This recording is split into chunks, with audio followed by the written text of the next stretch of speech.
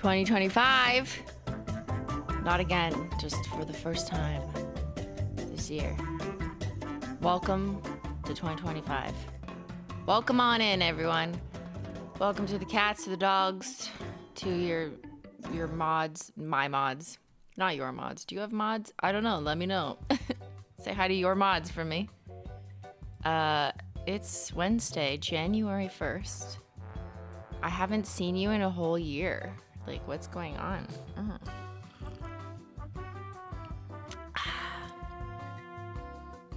I am a little tired. Well, I'll have a nap.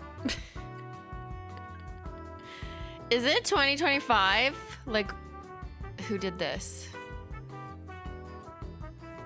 I would like to find the person responsible for training me as a child in, I don't know, I guess the 90s or the early 2000s to think that the year 2025 would never happen, because it just sounds like it's so far in the future. Like 2025, like, okay, what, there's gonna be flying cars? I don't mean planes, but you know what I mean. I just feel like when I was a kid, 2025 was just for some reason a year I associated with, like, yeah, that's so far in the future, literally cannot think that will ever occur. Apparently Generation Beta started this year. What does that mean? There's another generation after Gen Alpha, the iPad children. So what are these children gonna be? Space children? I want to know the generation born in space. Actually, no, I don't. I would like to be long gone before that happens. Anyways, I'm streaming. Whoa, why are there so many people here? I just looked and saw there's over 1,000 people here. What are you guys doing? Does no one have to work today? I mean, I guess not, right? It's a holiday. For some reason, I expected this to be like Christmas. And like, you know, a couple hundred people are like, I'll hang out with you, Simply. Oh no, there's a whole row of people over there. Just look behind you. Make some room, okay? Move your head. You're blocking Sandra over there. You're at work and watching stream? Come on, guys. Well, it's a good thing I planned absolutely nothing then for all these people, because I just... What did I title this? It's 2025 and I'm suing. Yeah, I'm gonna sue whoever invented this year and whoever is responsible for 2024, 2022, 2023. Why did I skip that? I can't count backwards. Good job. 2020. Actually, let's just start with suing back from 2020. Wow, my lights aren't even on. Girl, what is happening? So yeah, I'm gonna keep this stream cute and cozy, just like Menchie, and short, just like Menchie's hair. Cause Simply is a little tired. I mean, I figured I would be, because I did go out last evening for a New Year's Eve. That's how that works. It's New Year's Eve, the day before it's New Year's. And I had polled the chat. Actually, I believe it was just the Benchy gang. But now that we have a bigger sample size, actually, thank you for coming. Okay, good. I need to do polls so I can understand what people did last night. Before I do that, yeah, I left the house. I know, shocking news. I will update you in a minute. I'm drinking tea, but not one of my normal trees. She's still drunk. That's what happens when you're 36. The alcohol just sticks inside of you. It's not one of my normal teas, okay? I'm drinking a tea designed for, like, helping your digestive system, because I think I need help right now, okay? So this is like it's called Le Digestif, I'm sure. I still put oat milk in it, though. You can't stop me. Le Digestif. People guessed it. There you go. It's also from David's Tea, yeah. It's good. It's kind of boring. It kind of tastes like a health tea, you know what I mean? But it's a new year. Healthy people. Whatever. Yes. What did you eat? I don't think that's the problem. I think it's what I drank. Eleni. Paired with age. You know, I've learned as a 36-year-old lady, I don't want to turn 40 just because I like saying 30-something-year-old lady. Like, isn't that in my bio somewhere? Like, what am I going to do? I don't want to have to update anything. I'm just going to leave it forever. I'll always be a 30-year-old something lady. Yeah, so with age, I mean, I know most of you maybe know this because the average age is 29. And actually, it's 30 now, which makes sense because I pulled the data from the opinion survey, from the HOLO THERE opinion survey. I started working on that. I'm not done, but I'm calling in sick today. I'm not working on it today. I'll finish it tomorrow. The average age of the people who answered my opinion survey is 30. Last year, it was 29. Wow, shocking results. In 1 year, the average age of people who answered my survey increased by 1 year. There, I'm giving you the data early. I know that's what you were excited for. Yeah. So my chat is literally a 30-year-old lady on average, too. Chat is a 30-year-old lady. I love that for you, chat. Oh my god, I'm the average. Yeah. Cheers. Cheers to being 30. And I will finish my sentence. It's coming back in a full circle. It just takes longer, okay? When you get older, it's like your body doesn't like poison as much. Like, you can poison yourself so much when you're young, and it's like fine. You know, I guess it's kind of like people who have kids and like they get sick and they're super resilient and they can bounce back and like it's no big deal.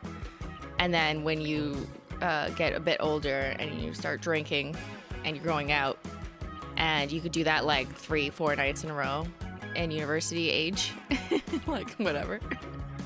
But then like another 10 years go by and like you definitely are not going out a couple nights in a row. Like that's crazy. That's not happening. And then you just do it like literally once when you're 36 and you're like, I don't even understand, because like I didn't even drink that much. I don't think.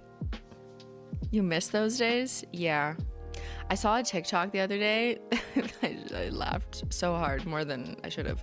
And it was like one of those nostalgia creators. Like, there's a few girls I see on TikTok or Instagram who exclusively do content about like millennial stuff, where they show like these were the jeans that were in fashion, or they talk to themselves from 2002 or something. Anyways, so one of the girls is like, people in that POV, you are a Canadian girly, like going out to the club in January, and it's just like a foot of snow, wearing high heels, carrying a water bottle that's full of vodka, so it like looked like water, so you could take it on the bus. It was vodka, because that's all you had, and you're just like freezing, and you didn't want to bring a coat because you didn't want to go coat check, and she's just like, how much further is it? Like running through a blizzard in fucking stilettos and a mini skirt. Yeah, okay. And that literally was me, like for several months, for several years. That's literally what I did. Yeah, hose don't get cold. Yeah, that was her caption, and that made me laugh even harder. Do hoes get sick though? Because I feel sick. We were in the trenches there, yeah. I'm sure non-Canadians who have winter and went out when they were young can also relate. It's not just a Canadian thing, but stereotypically, I suppose. They look so cold.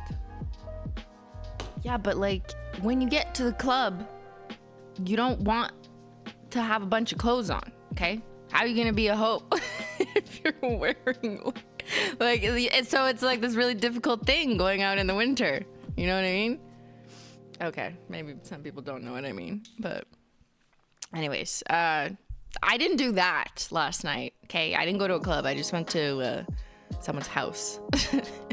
And I did bring a coat, because I figured they would have somewhere I could put my coat and not be worried about it, because it was like a person's house and not a random club downtown Ottawa. Who is she suing? Whoever invented the year 2025 and 2024 and 2023 and 2022 and 2021. Is that the only reason why people are clicking? Because I actually think I'm suing something or someone? Uh-oh. I thought it was obvious that, like, there's 3 question marks and it follows it's 2025 and I'm suing because it's 2025. No? Do I have to explain the joke? Girl, what? Okay. Clickbait caught me. Okay, I will read your chat in a sec. But I should also tell you kind of what I'm sort of gonna do today. I think I want to take this nail polish off because I trashed my hands. They're just trashed.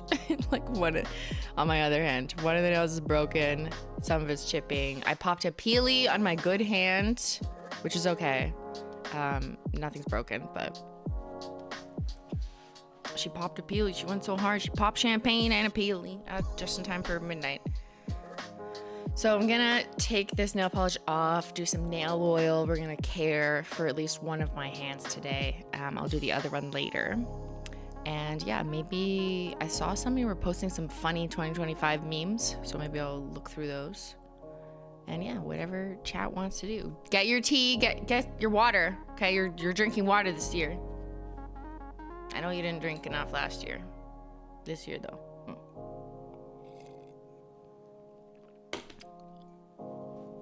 All right, let's see who's talking to me. Whoa, so many Menchie gangers. Welcome on in. Did NE1 else's order make up? I have literally no idea what it, like you're saying at all, Robin. I don't know what NE1. What? Okay, I missed something. All right, Hannah was there. January babies rise up. Woohoo, it's your month. It's January. Can't wait for a month of wearing garnet shades. Very nice. And you have too, because you also have Misfire. Lucky little duck. A secret tree. 2025 felt far away in 2020 and now it's here and I'm confused. That's how I feel. Like, how did we get to this quarter of the 2000s? It's wild. Renee lately wearing blush money because I'm a man. Okay. Hope you had a happy new year. You too, Renee lately. Raynol, hey from Australia. Happy New Year. January 2nd here. Gen Beta are mostly the children of Gen Z. What? Gen Z has kids?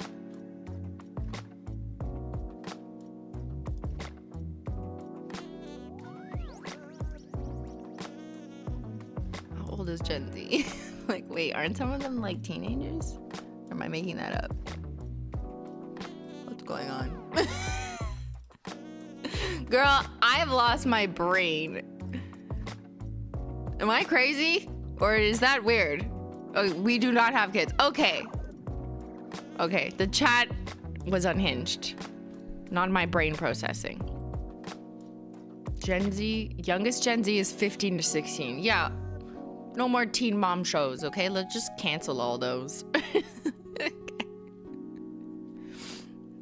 Don't make me think too hard. Thank you. I have no brain power left and I need to save it for Saturday because that's gonna require a lot of processing speed and I have literally -2 right now. Try this nail. Hi Shrimply, what do you think of the bingo cards on Discord? Oh, I've seen them. You guys are absolutely unhinged. I can pull them up in a minute if you guys want to see what the Discord has been doing. Jessica, my partner drank all the Prosecco by himself last night and he left me none for Simply Stream. Why would he drink it all by himself?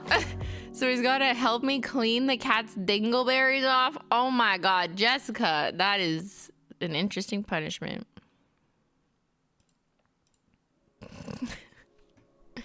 Yeah, so what are you doing, Discorders? Let's see.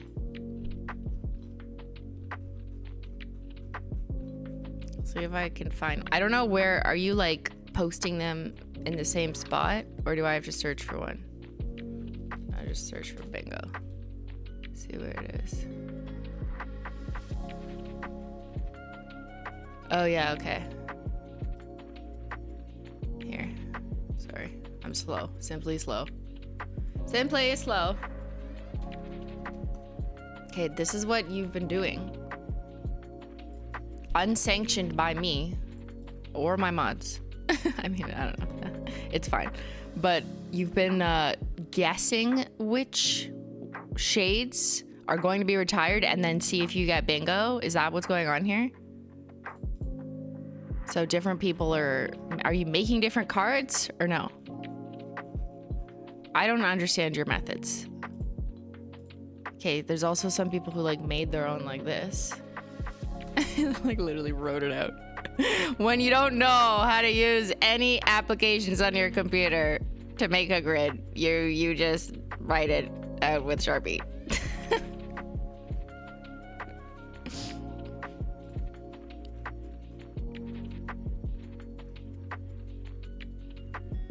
Wow, this is pretty ruthless. Are you saying you want all of these retired? Better be careful of there. Uh-huh. How dare you? That is my son, Siler. So rude. Okay, what else have you guys been up to? Shenanigans. I'm gonna pull some of your memes. Cause here. How's this? Hey Patrick, I thought of something funnier than 2024. 2025? Ah! Should we be worried that 2025 begins with WTF? Fuck. That is true. I think we should be worried. Anyone else notice that? Yeah, it's a problem. This one is so stupid. Make sure you take a dump before midnight. You don't want to be carrying that same shit into the new year. This is something like my parents' generation would have written.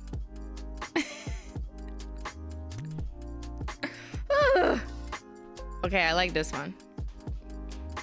2024? 2024? Fuck that. Smack that off the table. That's my favorite. One does not simply keep their New Year's resolutions. Also from the same meme era as this one. We need to modernize our memes like this. This is a more modern meme. It's almost time to repeat the whole New Year, New Me thing, yeah. Won't break your New Year's resolutions if you don't make any. We're just literally so smart. Here they come. See you next year. I haven't showered since last year. Oh my god, I made a joke like this at the beginning of stream. Cancel me. These are expired memes. Hi, I'm here to profess my love for Beach Please. Beach, please save it. Joking, love you shrimply. Well, all the shades that are retiring on Saturday have already been decided. They can't be changed. Natasha, I have 155 shades of polish. My hubs thinks it's a big number. But I'm like, have you seen Simply's nail polish wall? I am but a plebe of nail polish hoarding. I mean, yeah, just show them my wall. So, you know, no one else has a problem. Just point to me. I'll take that for you. Bruner, whoa. Here we are in 2025. We survived, maybe. Yeah, we'll see. I'll let you know, like, by the end of the week if I'm still feeling alive. Renee Lately, got a HoloTherE gift card for New Year's. Dying to spend. Yeah, that's exciting. You haven't showered since 2023. Nick, don't tell us that. Come on, man. Okay, you want to know something stupid? I burned my face yesterday. See this? Like right here. This mark. That's a curling iron burn. I'm a dum-dum, which is also extra dumb because you know that I've been using literally heatless curlers for like the last month, playing with them. So that's what I did the night before yesterday.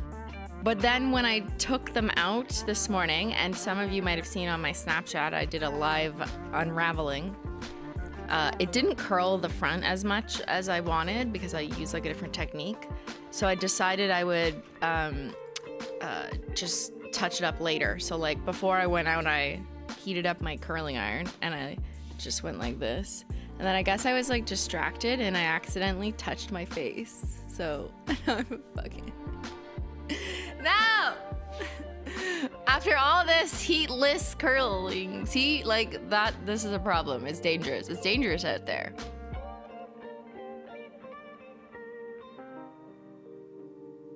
So what do I do? Does anyone know? Like just apply polysporin? Like that's what I've been doing. Polysporin and like face cream.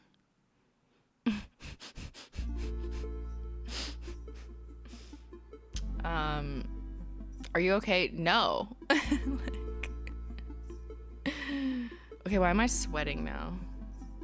Maybe this sweater is so hot. Okay, you know what? Just give me 1 second. I'm just gonna be right back. I gotta get my water. Literally need my water. Hold on. We're gonna run the first ad of 2025. Here you go. Tell me what it is.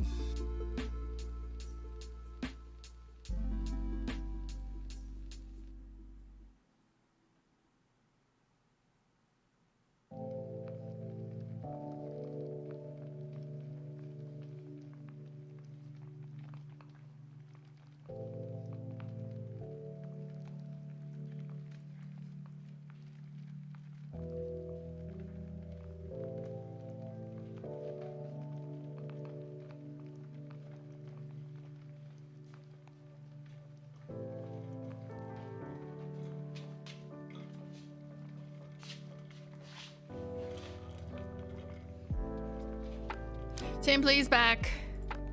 Back again. And I'm still dying. Cheers. I did get my water though.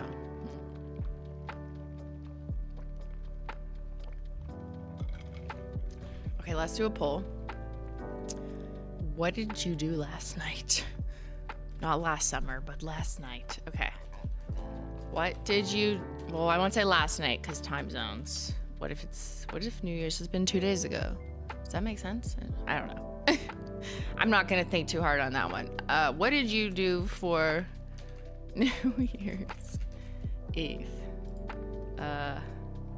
Celebrated / partied. Interpret that however you will. Can be at home or someone else's home or out. Stayed home and slept / did nothing. or worked. I'm working late because I'm a singer.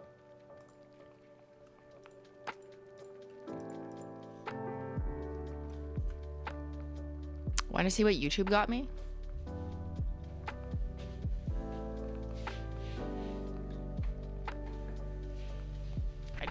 I unboxed this earlier today. I was like, what? Is this a heavy package from YouTube? It's actually quite heavy. It was in a bigger box than this, but it says Simply Not Logical. Hey, that's this channel. Normally when YouTube would send gifts, sometimes they do like annual things like around Christmas or New Year's. They would always like just still write Simply Now Logical, like my main channel, even though I haven't been there in 3 years. 3 years or is it 4 years? What the fuck? What the fuck? But they just like send it as Simply Now Logical, which makes sense because like that's how I'm known, I guess. Like that's what you call me, I think. But this is the first time it says Simply Not Logical. So I was like, what? Kind of caught me off guard. And then I'm like, oh yeah, duh. That is literally the channel that I stream on like 10 hours a week. So yeah, I guess that makes sense. Anyways, it came with like a little card that's upstairs and I'm too tired to go get it now. That just said like, thank you. Actually, you know what? I took a picture of it, so I will show you. I already posted it on Snapchat. So I'm just gonna, this is the lazy way to tell you what it says.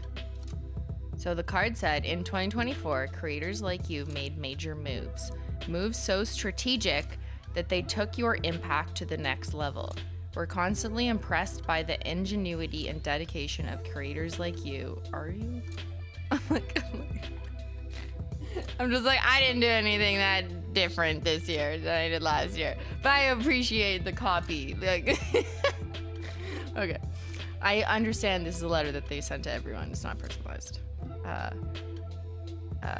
And this year, you've truly raised the bar. Your influence extends far beyond your content. You're a trendsetter, a community builder, and a force to be reckoned with. We want to recognize your impact with a gift that matches your strategic vision.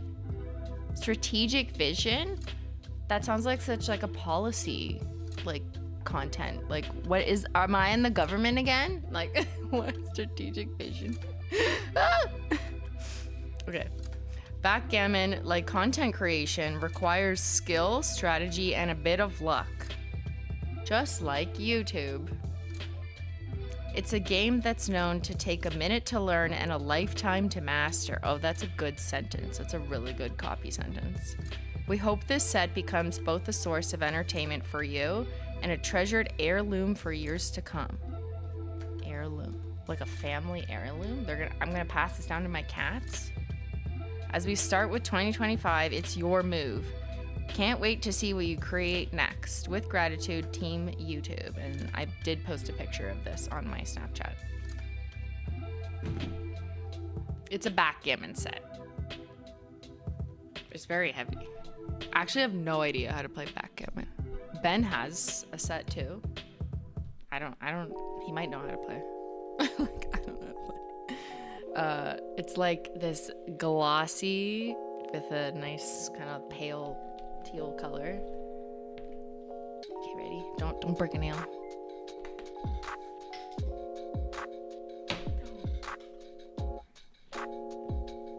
Jesus Christ, don't break a nail. It's very heavy.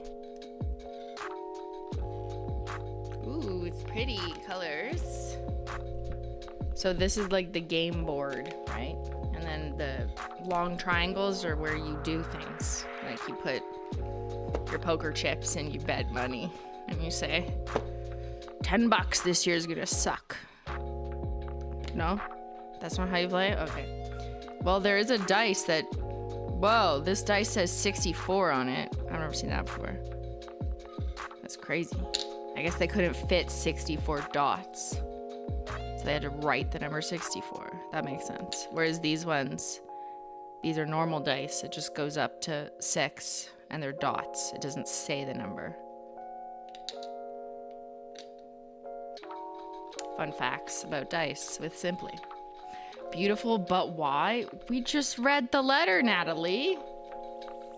Because I have strategic visions. It's very heavy, like dangerous weapon level heavy. Like I'm too tired to lift this above my head heavy.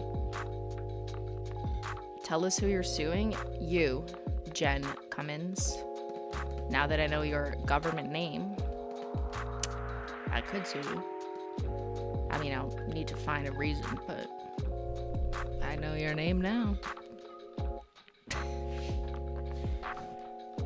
Anyways, thank you, YouTube. YouTube, are you watching? I mean, they're always watching. This is pretty cool. I have no idea how to play. Maybe Ben will teach me, but I just think it's cute, and the idea is fun. Like, it's a cute idea. Telling creators, you know, they're smart and strategic. Very David's Tea color coded, isn't it? It is. Do you think YouTube planned it? No, I don't think so, but it's actually more like green, aqua, like pale than I would say David's teal color is, but close.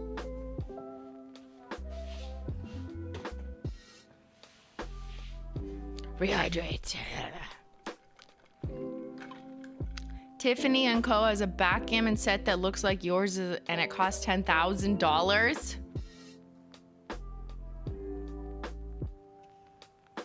Why? Does it have diamonds on it? Do you get to win them? Do you take them if you win the game? Did all creators get the same color, or was there a mix? I have no idea. I haven't seen other people unbox it yet. You tell me. Okay, let's see if let's go back to this and then I will close the poll. I need to do my nails today too. My poor frosted metal Christmas Manny is chipping away, so it's time for the new declassified. Let's go, 2025 new Mannies. Francis, bacon and eggs. Happy New Year, Queen. So I got ghosted by a guy I really liked and I'm down about it. Which polish or combo should I put on my nails? Well, obviously going solo, you know. Fuck that ghost. Go solo. Teddy Bear, welcome. Moon, haven't been on stream for a while, was moving. About Gen Z with babies. I am 25 and have 2. Ah! So with that info, Happy New Year. Generally, all right, cool. Moon has 2 babies. Ivana, it was first New Year's kids were able to stay up till midnight, so we play Mario Party 4 for 4 hours straight. Best party ever. That's fun. Okay, let's close the poll. What did this chat do for New Year's Eve? Thank you for the pretty big sample size. Look at this. 1,200 people voted, even though there's 1,700 people here. Why? I just get to hear about my face burns and my stomach being upset. Happy New Year. What did you do for New Year's? 65% of chat stayed home and did nothing. Honestly, I wish. That's the right move. That's a strategic vision right there. To just say, you know what? No. I'm gonna sleep through it. For most years in the past, like 5 years, or a bit more than that, I definitely just like went to bed at like 10, like, or 11, whatever. I didn't care that it was New Year's. I distinctly remember one year when I was making main channel videos, like not even realizing that it was midnight because I was editing a video. Like I was just working. It didn't even matter. Didn't matter what day of the week or what was going on. I was editing away and then it was like, oh fuck, it's midnight. Like whatever. Either that or sleep. That's what I traditionally did, but this year simply left the house. There was shrimp where I went though, so it was worth it. Hi Menchie, do you want to wish chat Happy New Year? Oh, you gotta clean off your mascara. Yeah, that's from last night. Oh, it just, how did that happen? Splashed onto my face, your mascara. Okay. 32% of chat celebrated New Year's / partied, and just a little 3% worked. Menchi, you want to kiss chat? She's kissing you. She headbutted you. She wants to eat my hair. That's why she's here.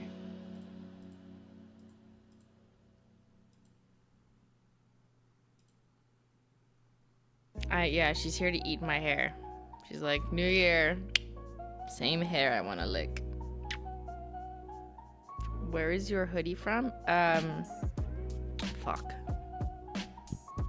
It's like this weird store. I've never heard of it before, but I saw Hope Scope. Menchie. There she goes. She's licking in your ears.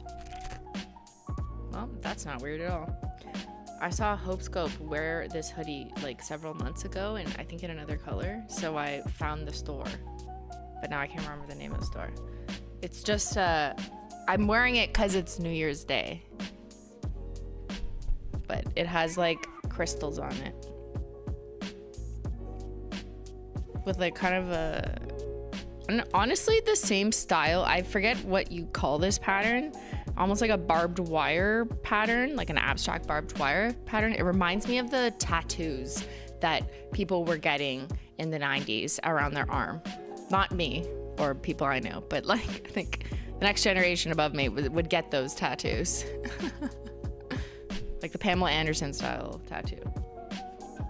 Menche.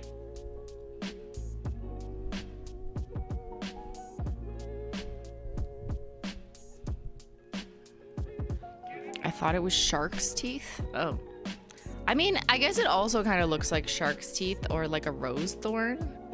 I thought it kind of reminded me of those barbed wires, but I don't know. It's kind of cool. And there's like a zipper here that zips. Oh, okay. There she goes. Just eating my hair. Just going in for a snack. That is my ear. She's gonna get this hoodie all hairy, and it's black, so it'll show. That's good.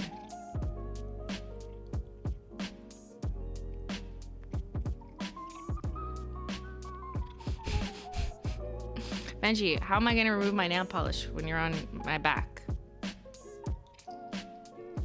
She's like, I don't care, I will lick your head off. Why do you do this? Can you, what if she licks my wound? Will it heal it? It's thorns according to the website? Oh, okay.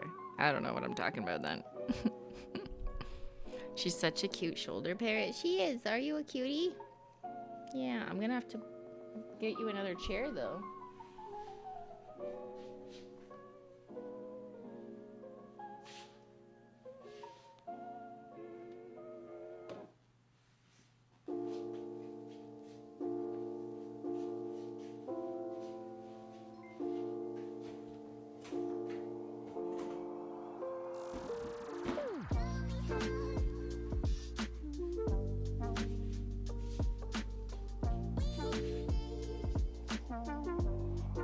There we go. Now I can, because I gotta use my acetone. I don't want her on the desk. 30-something-year-old lady here. It's my second New Year's sober, so I'm just tired from staying up late. Stay hydrated, Simply. Yep. Everyone, drink your water and oil your nails. Don't drink your oil.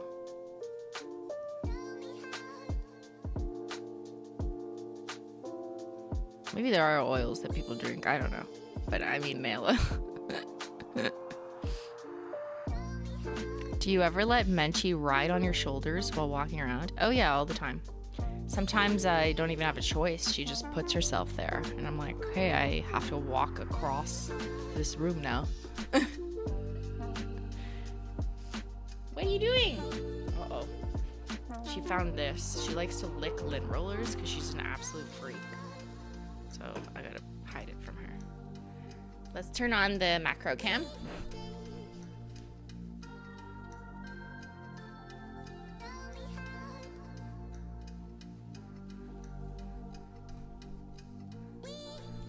Battery's gonna die, so let me just preemptively change it.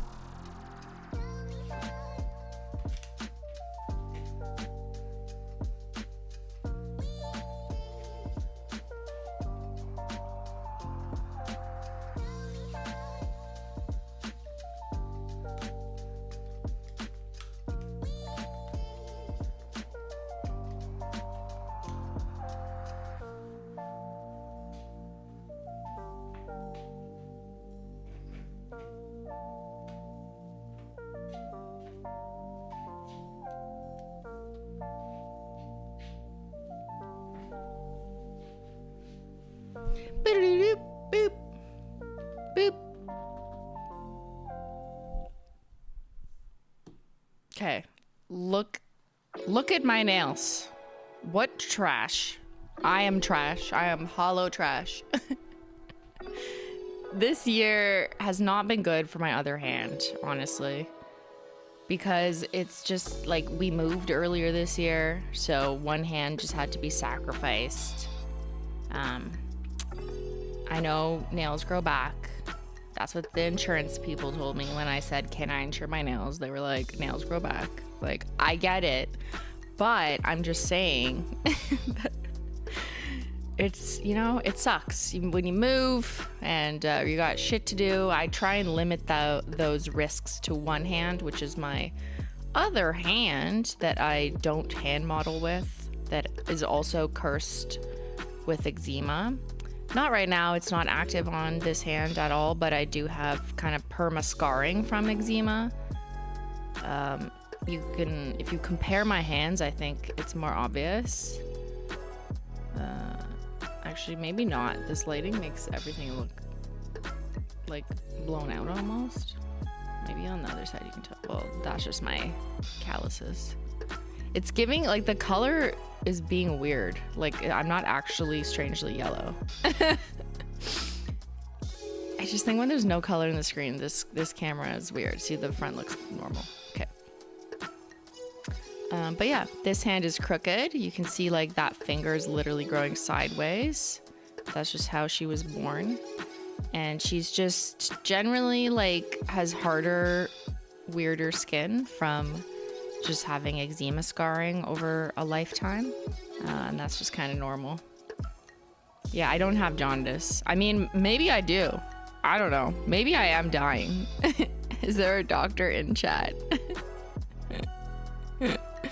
What's on your main hand? This is a mani I did just on Sunday with the Menchie gang, right? Was that this week? I have no idea what day anything happens. But it was playing with sapphire and then a couple different silvers. We used gift receipt first and then Rider Diamond and then a little bit of Silver Flake Taco. My thumb popped off at the party, but it's just like a little icicle mani. Yeah, that was Sunday. Okay, thank you. What's the green on this hand? This is some dark rainbow linears. It's Lost in the Woods and Crimson Void. And this has been on since before Christmas.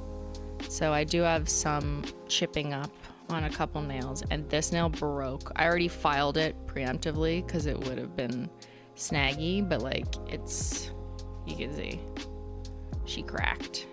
She cracked.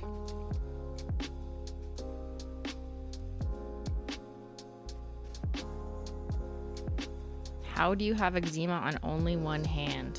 I have no fucking clue. Why do I have eczema at all? Why does anyone get it ever? I don't know. It's all my entire life. It's only been my right hand. Sometimes there's older videos from Simply where you can really see that, like, oh, it's fucked. Or like the insides of my hands have like all those little blisters or something, or I was wearing band-aids around them. But I haven't had hand eczema like active for a couple years now. I don't know. I just decided to migrate to my fucking eyes instead. It's like, you know what? I'm bored of your right hand. I'm gonna go to your literal eyelids. Thanks. Okay, cool. Why that then? I don't know. Okay. Find your nail oil right now. Did you find it? You're gonna start off the year actually oiling your nails. And if you already do it, good job. Keep doing it. Keep it up. But if you don't oil your nails and you're a person who likes to do New Year's resolutions and that means something to you and it is more likely to stick because you mentally write it down or literally write it down, whatever. Oil your nails should be on your list of New Year's resolutions. Yeah, do it.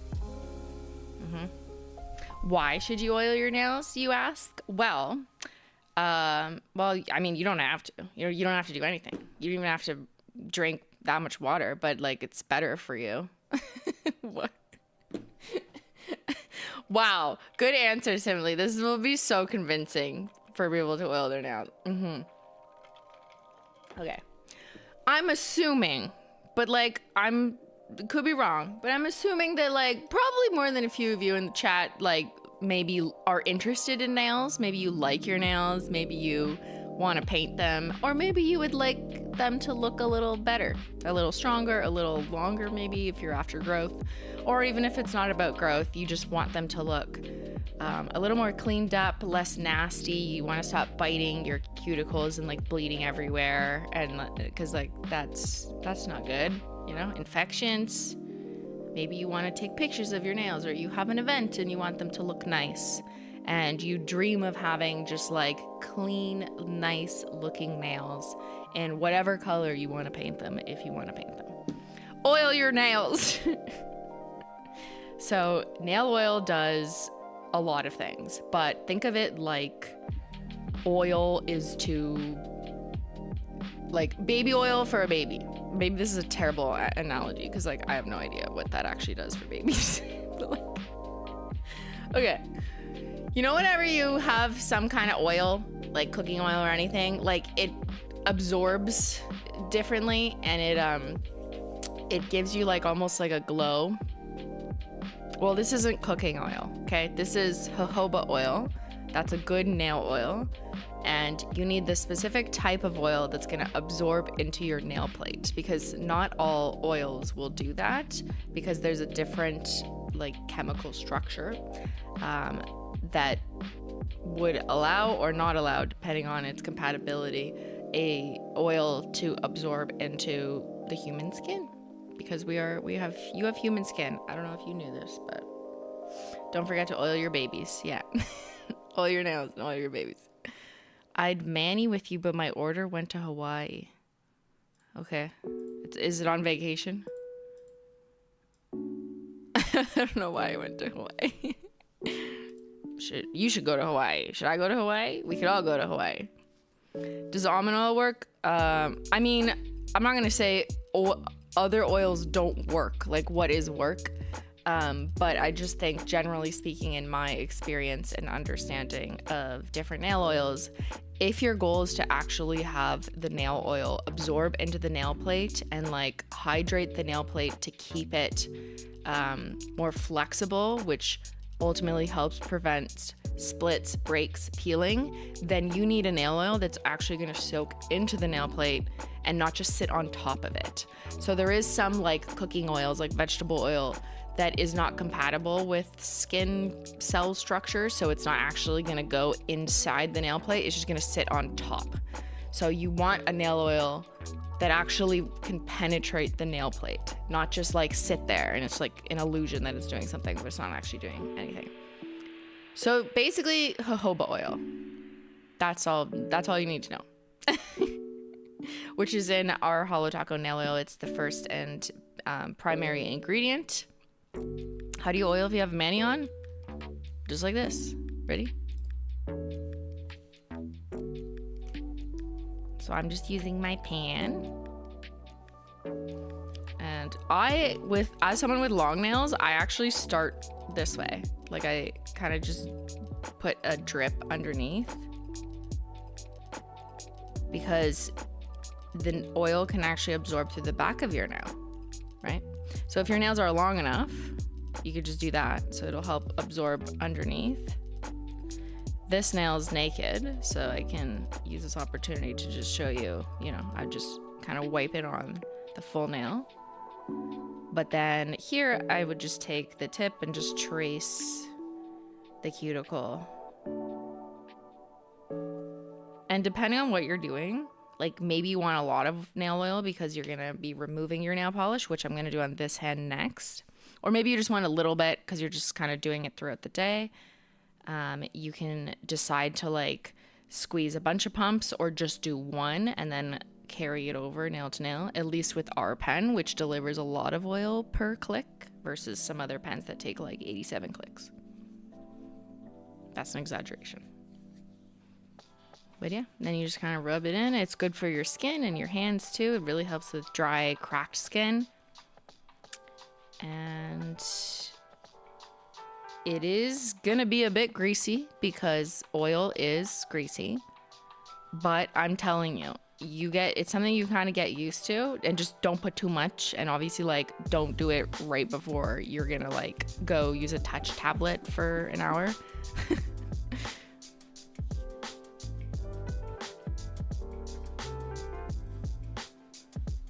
But nail oil is something I have always used since I started doing nail blogs and learned about it in 2015.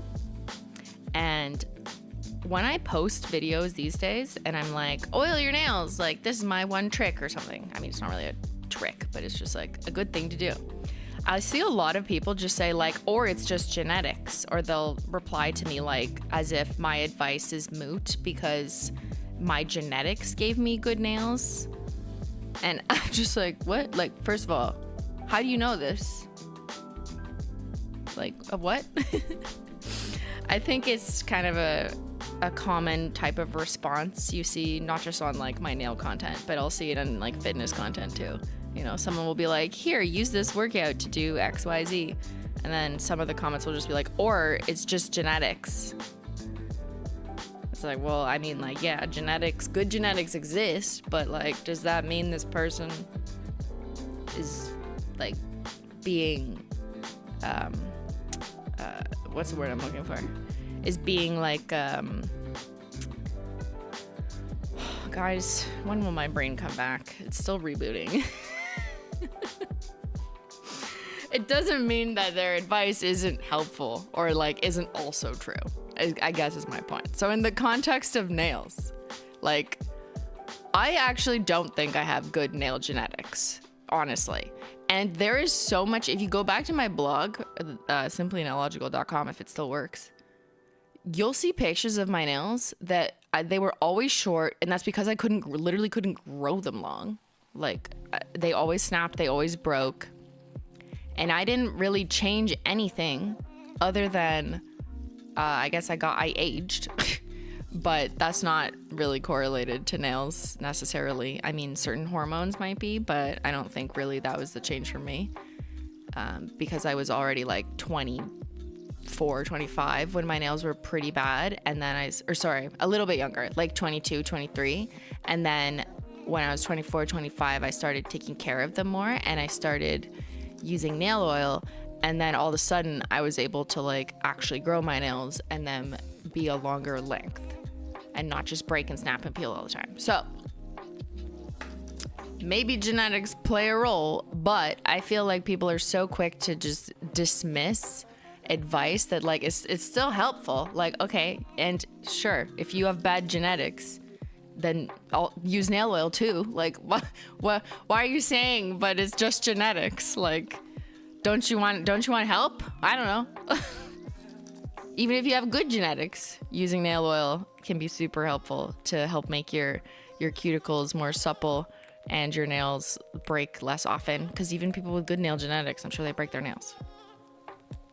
Anyways, that was my little TikTok comment rant of the day.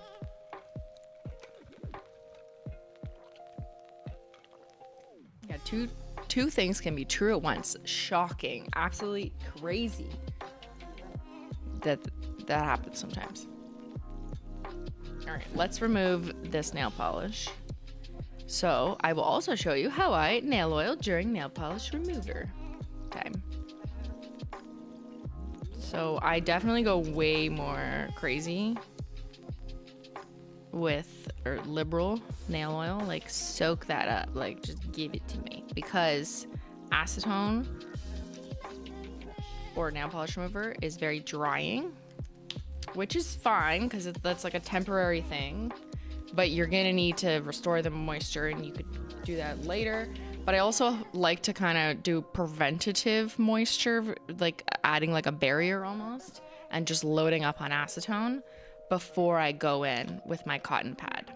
So I'm not wearing a peely base on this hand, so I will be removing the nail polish like a normal person, which normally I don't, because usually I have peely base on. So I just took a cotton pad and my bottle of acetone, and I'm just gonna firmly press and push. And don't keep scrubbing in one spot if you're using a dark color, because then you're just gonna rub it all over your cuticle, right? So I'm kind of firmly pressing and then pushing down. And then sometimes I'll just go like this just to get the edge off. There, see? And now my finger's not green.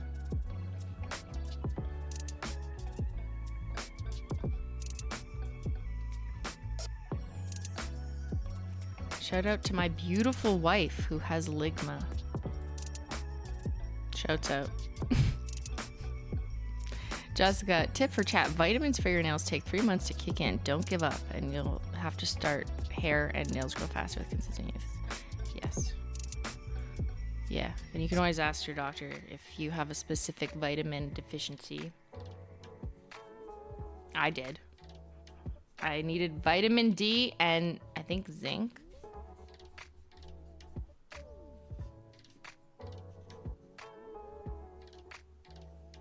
Doop.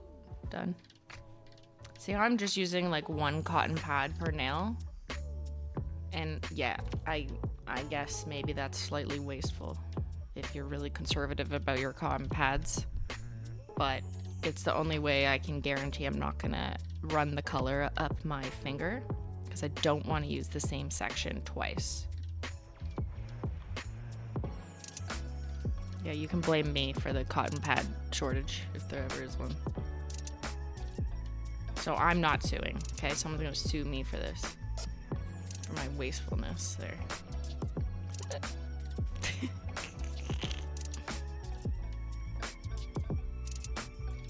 Use 1 cotton pad per hand. Okay, well, you keep doing that. I will use 5.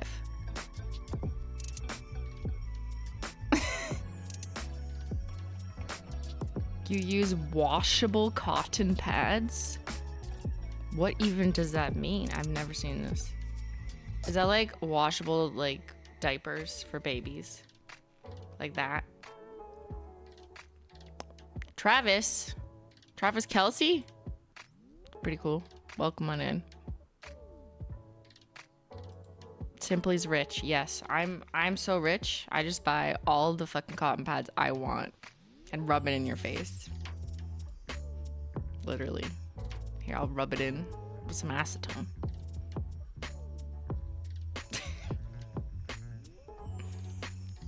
I've lost touch, guys.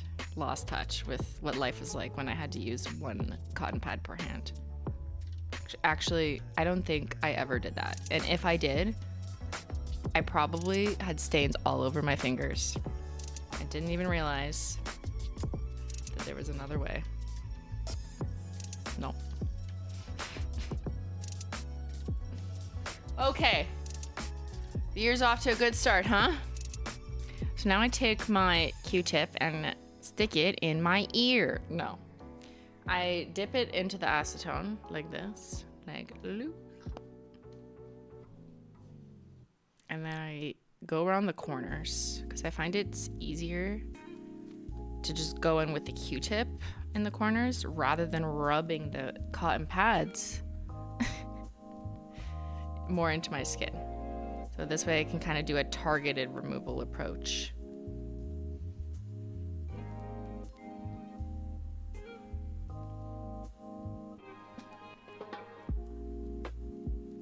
The box warned against that. What? Putting it in your ear? Yeah, I know. That's why I said that. Or did I say that because of Troom Troom? Put a banana in your ear. Amateur nail art. I used to suffer from almost constant hangnails until I started using nail oil. So thank you for that tip video. You did 7 years ago? Also, could you paint your nails with David's T teal? Come on. What do you mean? I can't paint with unreleased things. Candy, my nails have gotten healthier, longer, and flexible, and more porous since following your nail polish advice. That's amazing. So I'm not lying. Damn.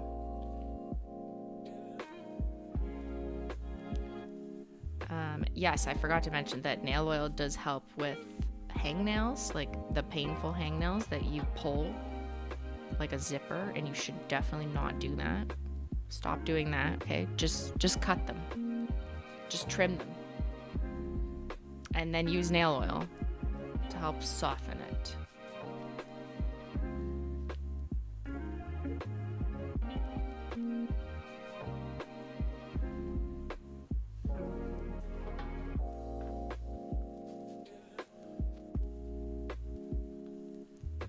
Are nail polish shades trademarked?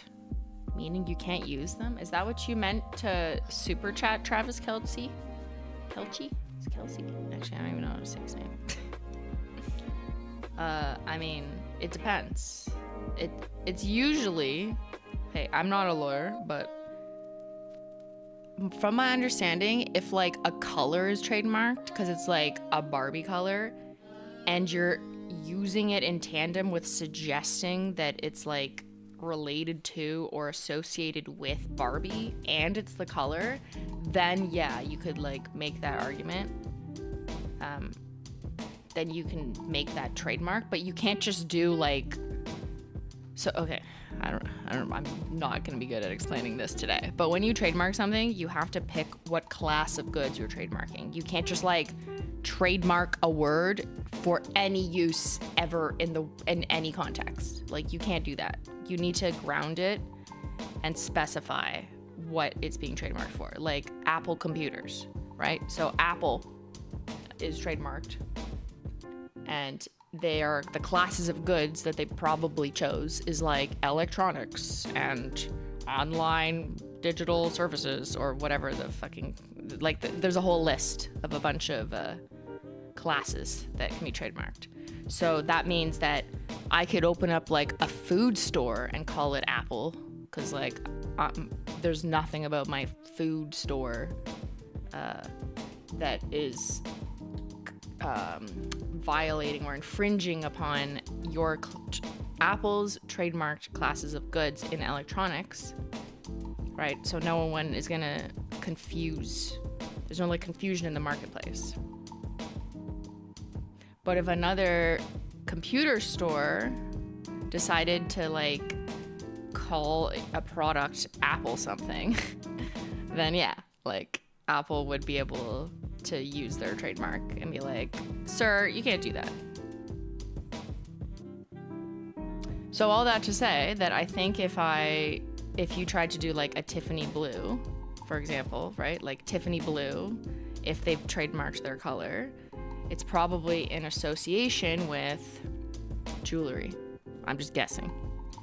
So jewelry and accessories maybe is like a class of goods that they might have trademarked their color alongside. So that would mean you can't like come up with another jewelry company. Maybe it's not called Tiffany's, maybe it's called like Brittany's. And if you're also using their signature blue and you sell jewelry, then maybe based on what's in their trademark, they would have a case. That's just like, I think. I don't actually know that that's if they trademarked it like that. But that would be my assumption of how it would be able to apply.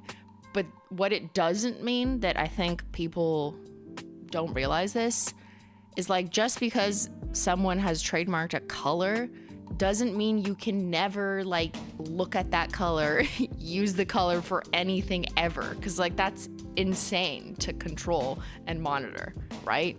It's more like trademarks are supposed to be to help you protect your brand namesake or identity or goodwill. So that's why like if another jewelry company was like, we're gonna do all of our branding in the same color as Tiffany's, like yeah, then that's a problem.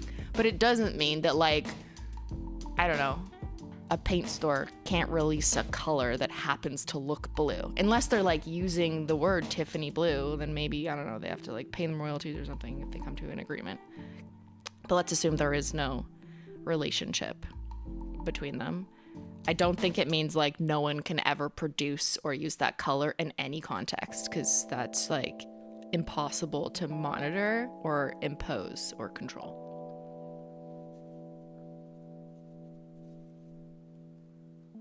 Anyways, but I'm not a lawyer, but that's just what I think.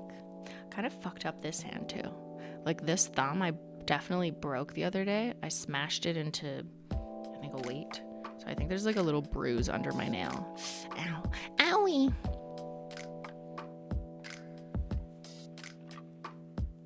So I gotta do some filing on this nasty. I need to take this sweater off. I'm literally dying. Thank you for answering. I'm sorry. It was probably a terrible answer. Maybe not even accurate. I am sweating. What? And why are there 2,000 people here? This is not a good look. Literally not a good look. Ah! Okay, this sweater's too good. It's too hot. And my body is trying to flush out like literal poison right now.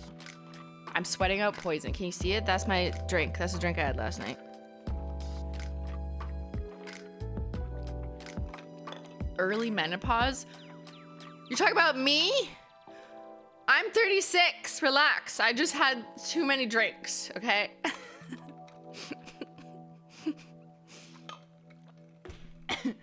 Girl.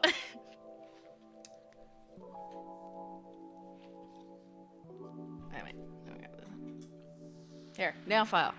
That's what we're doing.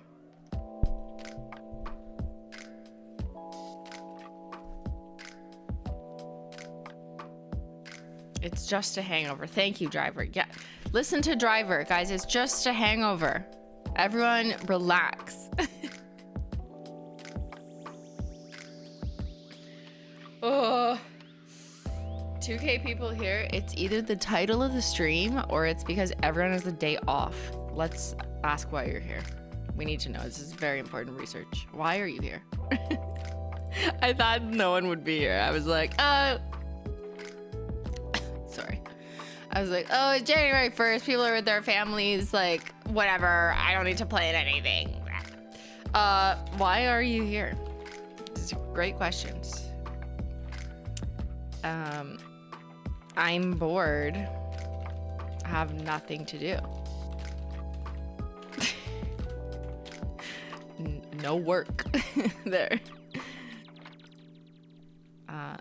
Title clickbait.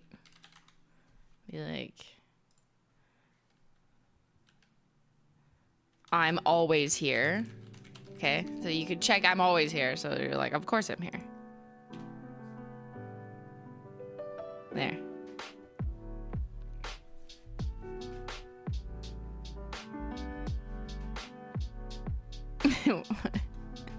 Oh, I could have put sick. Yeah, I know lots of people who are sick. I swear to God, if I get sick, I will sue. Then my title will be true. All right, let's use this side of the file, girl. When my nails are broken, I tend to do a little bit more curved instead of like a flat edge, just because the break is always at the corner anyways, usually. So it just helps the nail recover in the sense of like not causing a snag. I'm definitely like, I think I bruised it under here. It's like discolored. I smashed it into a plate the other day. Owie. I'm suing. What is Simply suing for? I just said totally Glar.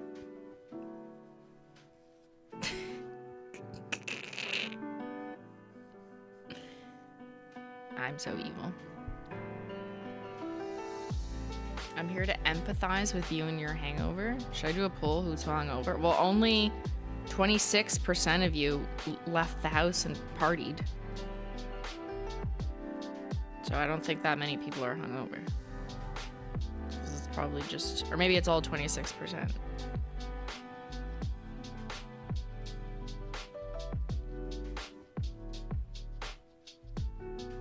Look how short this nail is. She's a baby. No. You're drinking a red right now? Nice.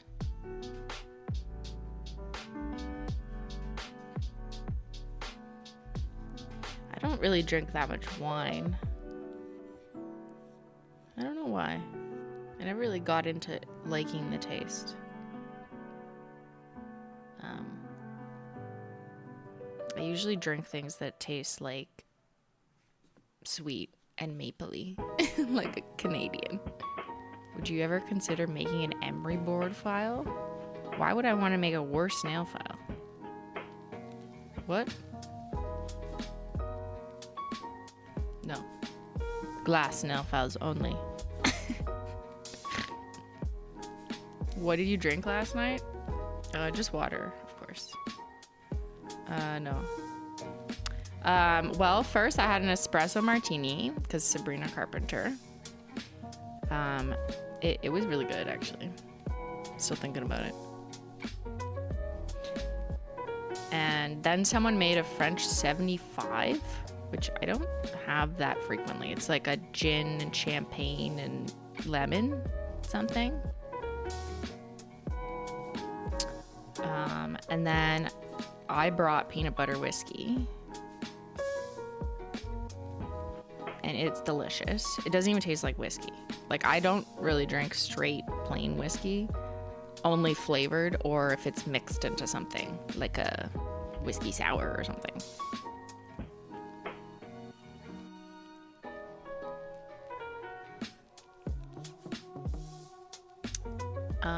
What else? I think some people made some vodka drinks. I tried to make...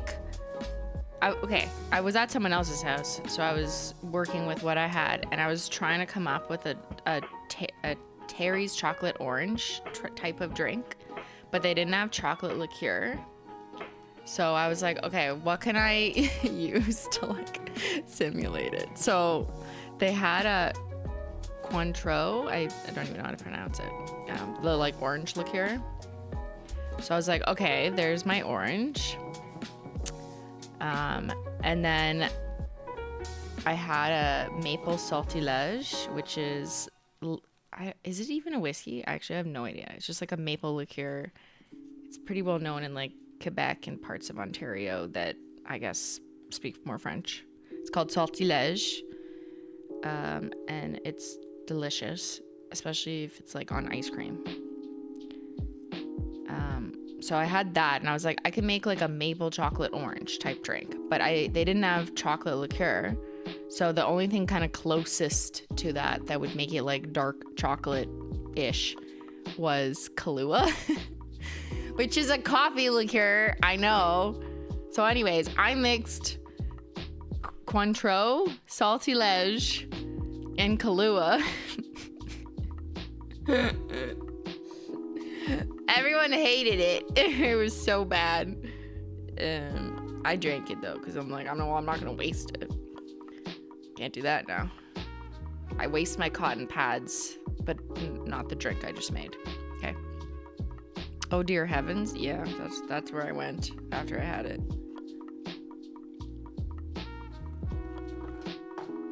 Orange and coffee go well though. Yeah, but maybe not the maple. That was my bad. After that, I just stuck to just putting things on ice and chilling it and not mixing it. So like peanut butter whiskey shaken in a container or like a shaker on ice to make it super cold. Delicious. That's very tasty. What else is tasty? I don't know. That was my favorite. I just have like some almost like dried up hangnail at the side though. Is there? That's why I'm going in. I don't know. This hand also, like the eczema like up the side of my nail has also kind of permanently ruined just the skin development there. But yeah. Please sue me. I'm bored. No, you definitely don't want to be sued just because you're bored. All right. Why are you here? 48% are bored, have nothing to do, and they're not working. 12% are here because of the title. Damn, I got to do that more often then. 41% are always here. So they're like, what do you mean? Why? What is this a question, Simply? I love cozy streams where you just make no sense.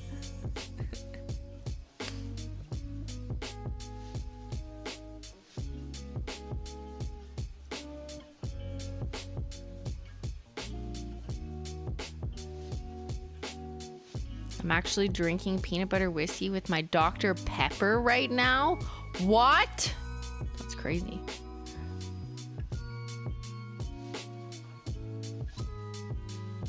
What tea do you recommend when hungover?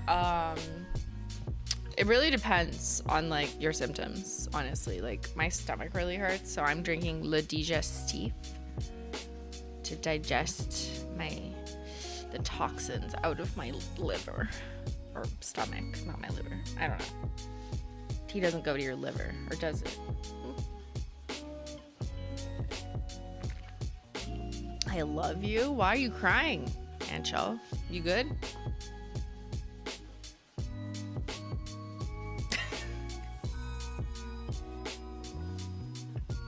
I feel like mint is a good one. Oh yeah, for sure. Mint, I'm gonna have that after this.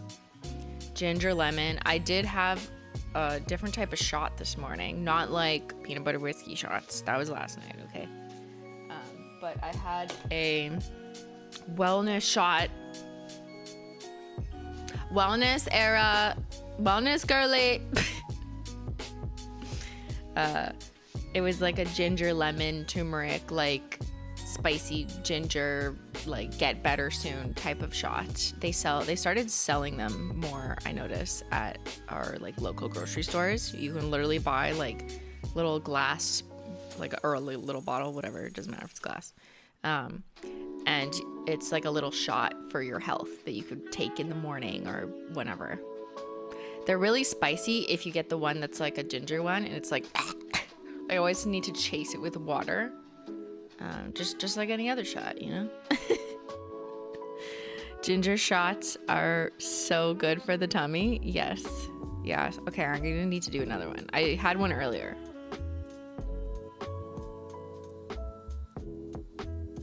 The fact that you can't say that without laughing. I don't remember what I said. Was it funny? What? Naps are the best cure.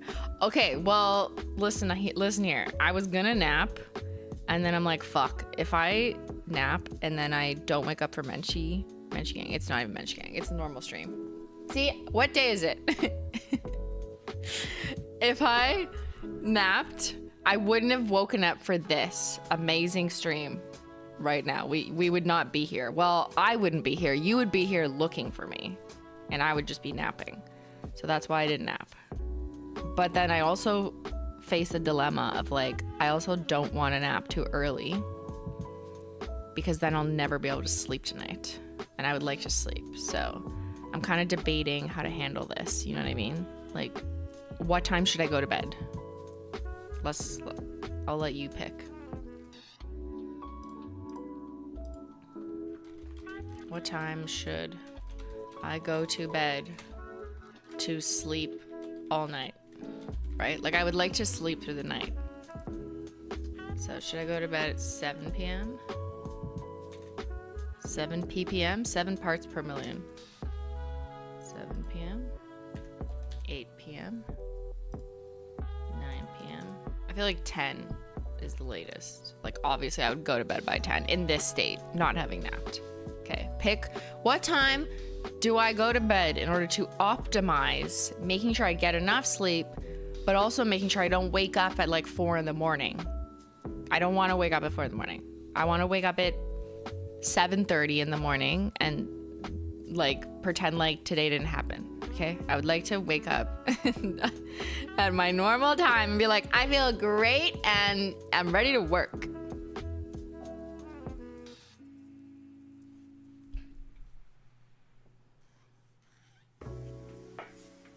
I usually wake up around 7:30 or 8. It depends when Zyler steps on my face, to be honest. He likes to whine and literally shove his paw in my face. It's a new thing he's been trying. See if he'll get fed easier.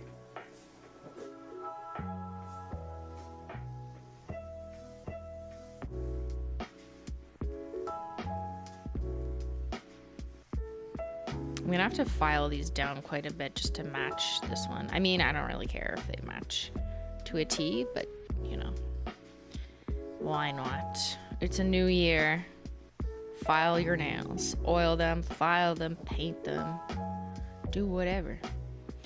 And here's some more advice, okay? Disjointed advice from Simply. Someone was asking me earlier about nail oil. And maybe it's like annoying to use nail oil, or maybe you think it's not gonna do anything, okay? Try it for 12 days. Like, apply it 2 to 3 times a day for 12 days. And if at the end of 12 days you're like, she lied to me, that silly nail bitch. Yeah, okay, then you can quit, okay?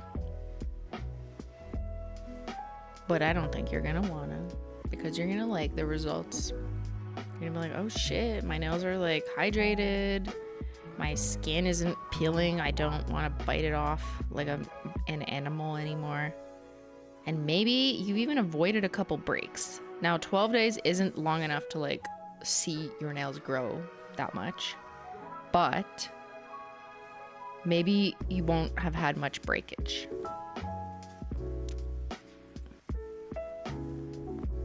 It also helps if you're careful with your nails, obviously, but that's just common sense. You lied, I am suing. Yeah. You're gonna like the way you look. I guarantee ya. Yeah, exactly. You're gonna like your oily, juicy nails. You're gonna go, thanks, Simply. I'm gonna do this forever now. And then you will turn into others in this chat who oil their nails all the time. Don't know what life would be like without it. Okay. I need to do my pinky because it's wilding out there. Like, tell me you have a coke nail without telling me you have a coke nail. You know what I mean? Like, she's gotta come down. She's gotta come down eventually. Is that the same days to make a habit? I mean, I don't know if there's any scientific study out there about how many days you should do something to make a habit, but it's probably around 12.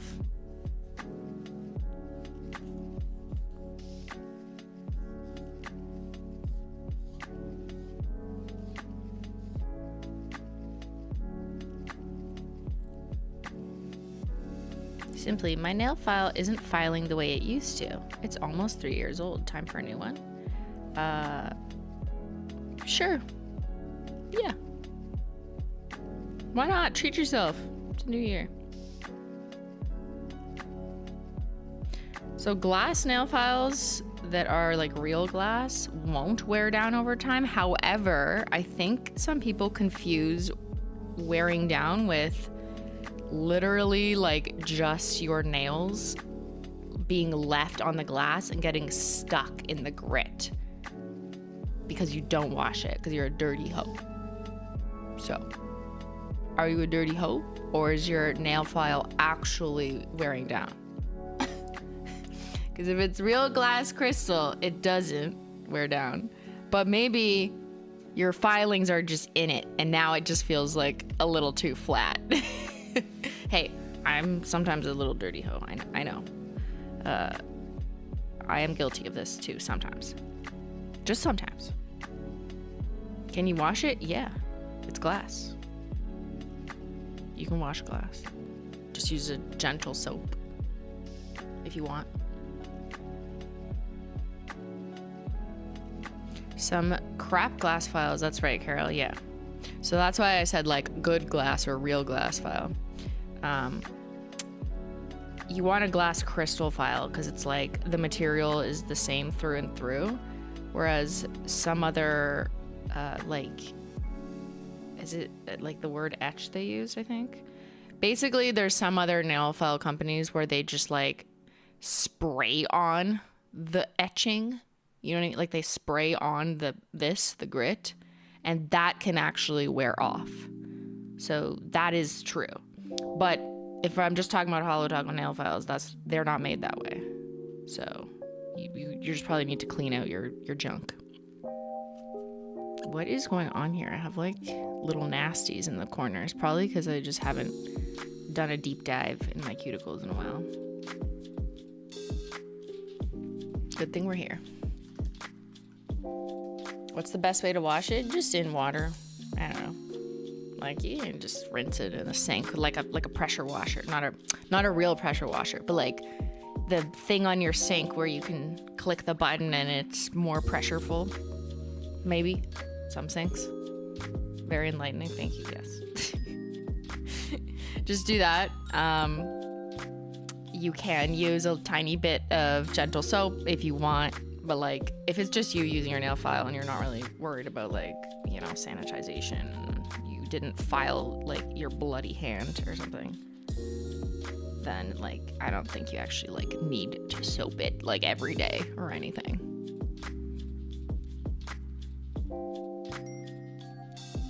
But rinsing it with water will at least like get some of the dust shit out of there. So who has a magic pressure button? Not a you know, like here, this is my kitchen faucet, okay? There's like a flipper. You can make it go in a single stream or you can make it go psh. I don't know. What do you call those? It's not that uncommon, right? It's not a real pressure washer, guys. Like I just said like a pressure washer. It's not like that powerful. I'm being dramatic in my explanation. A pressure washer. Who doesn't have a pressure washer in their kitchen? How else do you wash your vegetables? Just the sprayer button. Yeah. Oh yeah, Christine is rich. Guys, literally every faucet I've seen. Actually, no. It is a rich thing, isn't it? Even in my university. Wait, does that just mean my university was rich? They're on fancy sinks only? Is this just more common in Canada? Pole? Really? Oh my god, I'm such a privileged little hoe. I didn't even know this. That this isn't common? It's not common? Oh, what? I swear like my residence had it. Like a little button.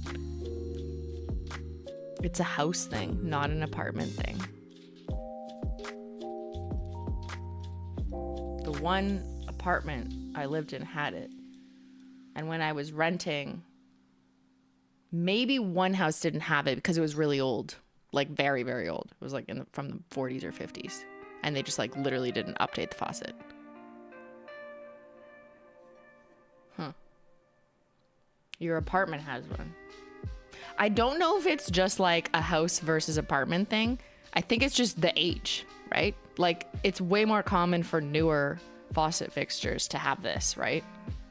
And I don't mean new like bought it last year. I mean like in the last like 15, 20 years. It's on modern, yeah.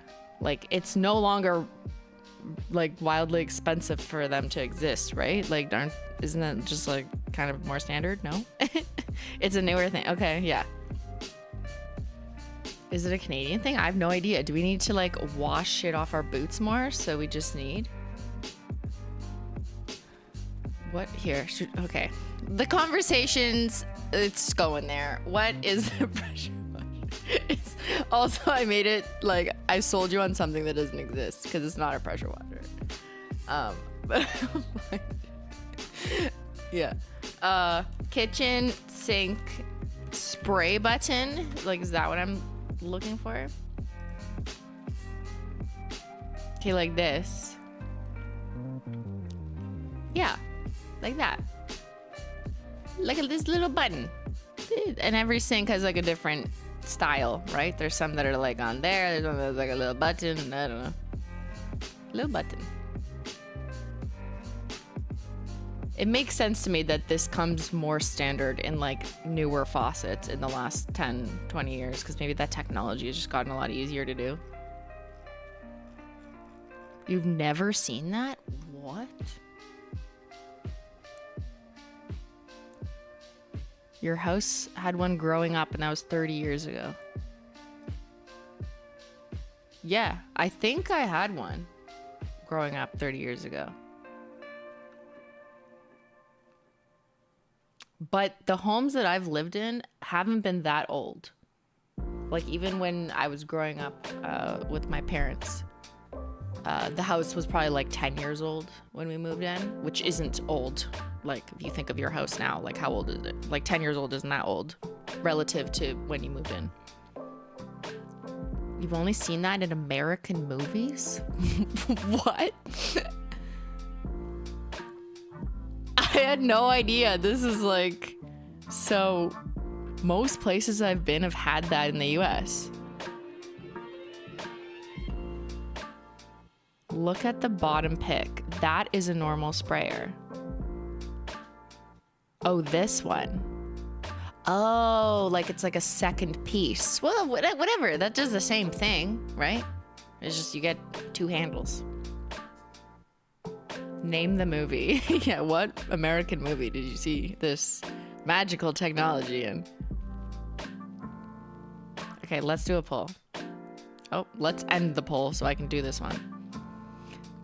All right, but more importantly, what time should I go to bed so I can sleep all night? 46%. You want me to wait until 10? Girl, I might die before then.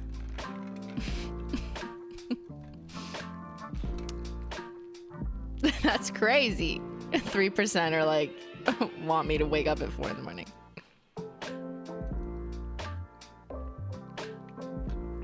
Sprayers are common for kitchens without dishwashers. Ah, that makes sense. So you can like wash your dishes easier.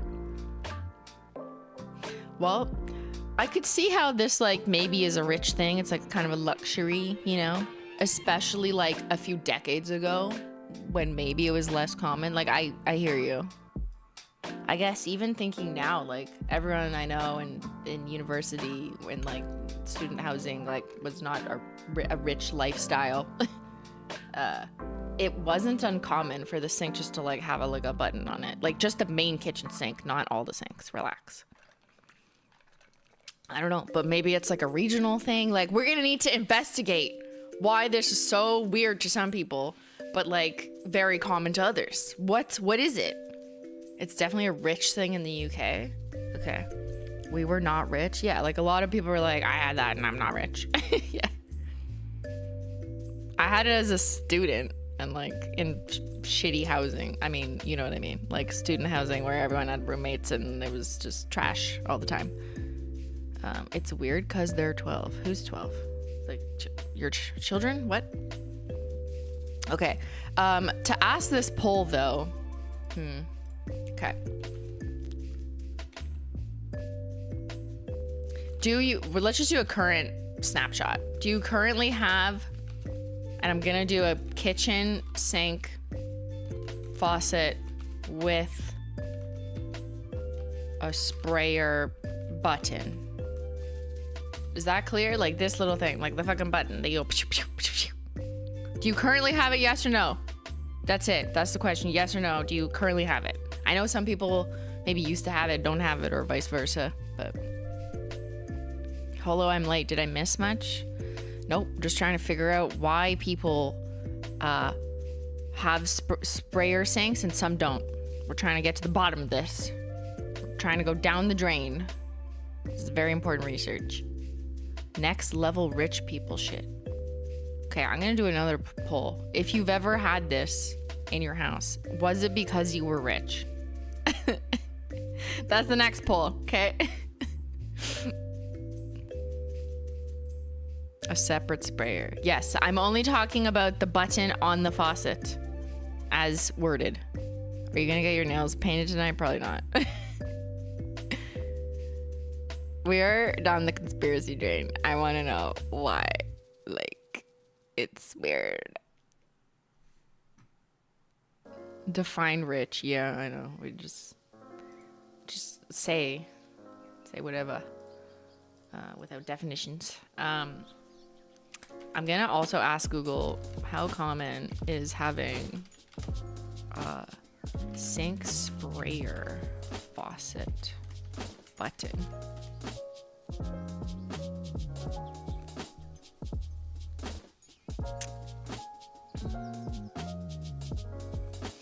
A sink sprayer faucet button, which allows you to switch between a regular stream and...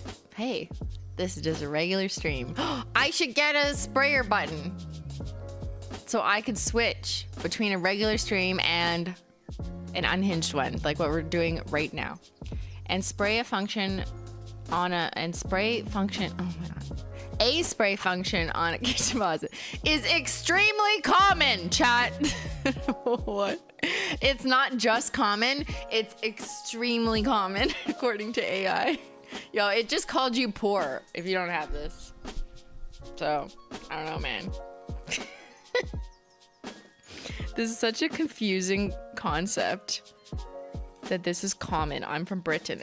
Honestly, it might be regional too, but then I know most of you are from the US, so it doesn't really answer this question. Although if I asked only Canadians, I wonder if everyone would say it's extremely common.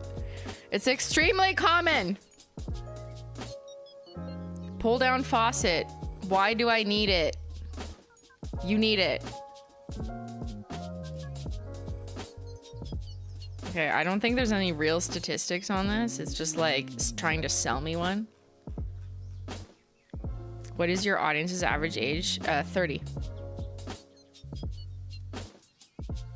Okay. Do you currently have a kitchen sink faucet with a spare button? 56% say yes. 44%. What's wrong with you? It's supposed to be extremely common. Okay, now I'm gonna ask. Okay, but are you rich?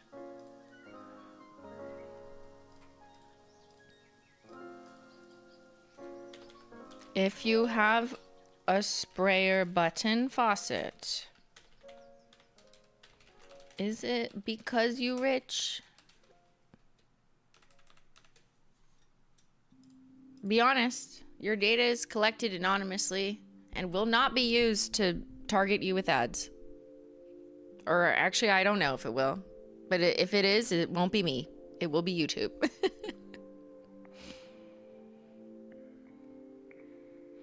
These questions are killing me. Don't die. It's a new year. Drink water.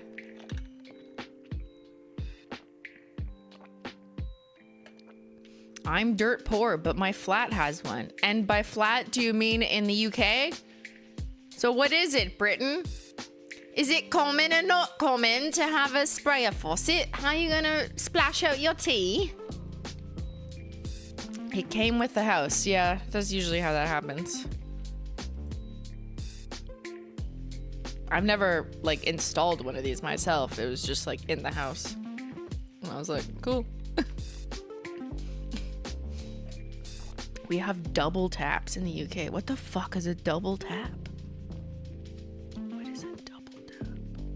Like a double tap on your iPhone?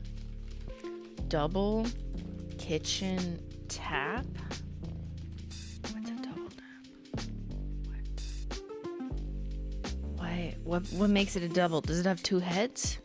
That's just one head. Right? Oh, that's hot and cold. Wait!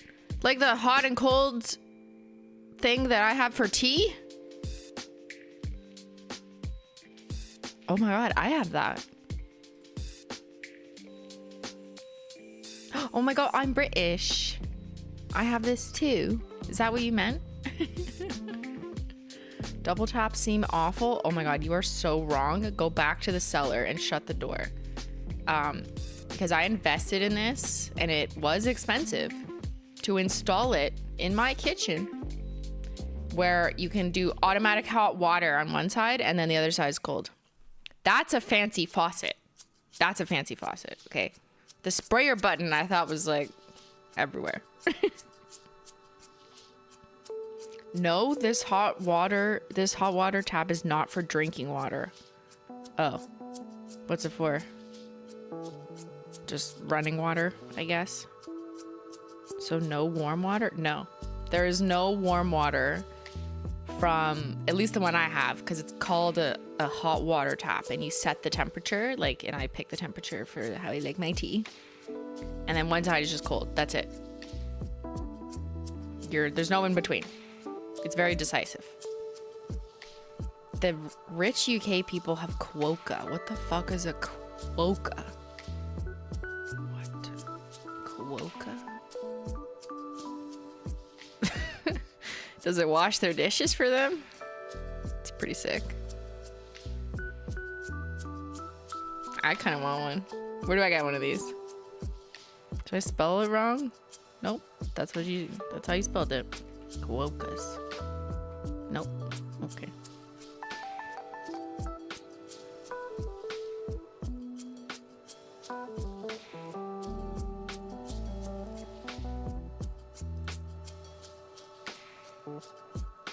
Why in Britain do we have a hot tap and a cold tap? Let me guess, it's for tea.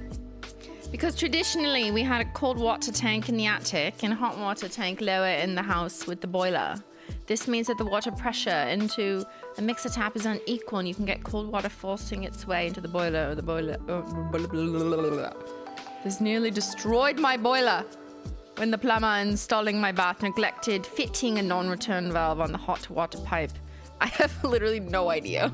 What do you say?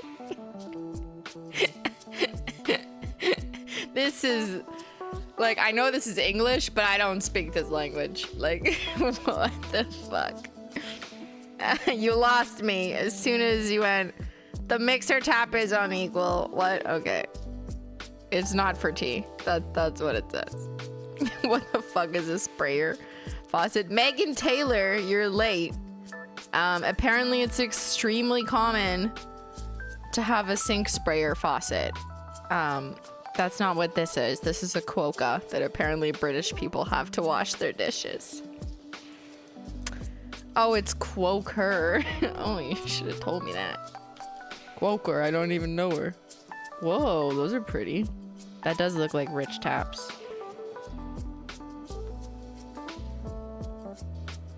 Because they look new, like it's like a new modern product. Quoker, the tap that does it all. What does it do? Does it file taxes? It allows you to get 100 degrees Celsius, boiling cold, chilled, and sparkling water on tap? Okay, this is more rich than the one I have. What the fuck? Flex Fusion Front. That's pretty cool.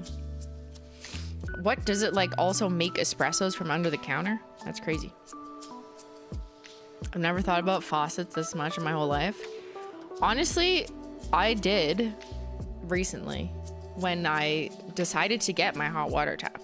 Hot water, well, it's like a dual tap. Actually, I don't even know what it's called. Like this is kind of what I have. Yeah. Like one of these, kind of. Mine's black, but it kind of has a box like this that's under the sink. You set the temperature, and just that little box fills with water, and it like always keeps it hot. So when I pull the hot thing, the water's already hot. It's amazing. But it's not a normal faucet, so it doesn't have a sprayer thingy, because like you would burn yourself and die. So it has like safety features on it. You can't leave the hot water on. You have to like hold it actively, and when you let go, it goes back. And then the right side is cold, which I think you can leave on. But this is what people usually have in addition to their standard kitchen sink that most extremely commonly has a sprayer button. So my hot water tap is like my extra sink for my tea. In the UK, the hot and cold taps are often in separate taps, and the hot water isn't for drinking. How do you make tea then? Let me guess. Boil the cold water. If you Google UK taps, okay. UK taps, I'll see what you mean. What is a UK tap? This is a UK tap. Why is this a UK tap? Like, what makes this UK? Like the style? Like this? What the fuck is this? This is an interesting shape. I've never seen this shape before. Like, looks like it's about to take off. That's a British tap. That's not it. Oh, what's a British? What the fuck is it? Okay, no one knows. What's a UK tap? Like this? This just looks like a normal tap. In the picture with two faucets. This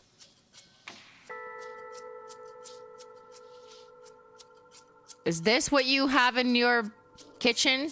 UK, I'm gonna add the word kitchen. British people, what is in your kitchen? There's a sprayer button.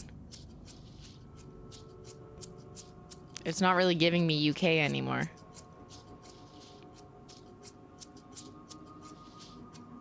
One is hot and one is cold. Wait a second. I think we're getting confused. Okay, just pretend we know nothing about taps, okay?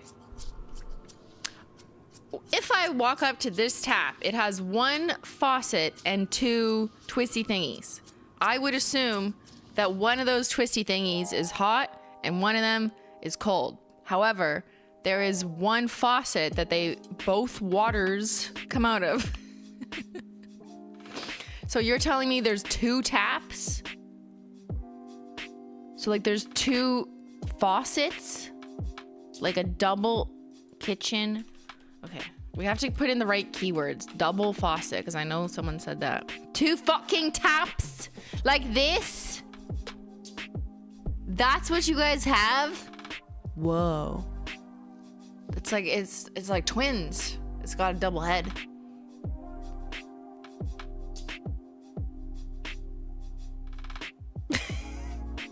Is this what you have? This is Amazon UK. Should we buy it? Will they let it into Canada? Probably not. They do not mix the water at all. Wow, crazy. It's a double rainbow. I popped above what it is.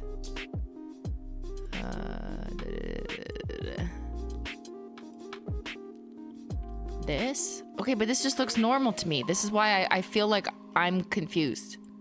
This looks like normal to me. I mean, the style is whatever the style is, but like, yeah, you turn on cold on one side and hot on the other, but it comes from the same head. The head is the same. But that has two fucking heads. It's two faucets, but they're coming from the same portal. Like, what? 300 Great British pounds? Well, they're not really separate because, like, they join here. It's like a Siamese twin. That is hideous. Well, this one's nice and modern. The other one, that was hideous. I don't know, this looks a little clunky. But I like my faucets, like, nice and modern. Like Skinny Legend looking, sleek, stainless faucets, you know? If it were up to me, yeah, that's a nice double faucet. I don't know what it's for.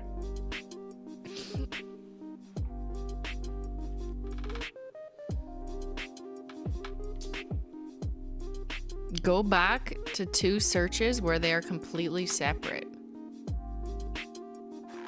Just tell me what keywords to use. I love how weird they look. Yeah. It does kind of look like Funhouse. Okay, wait, hold on.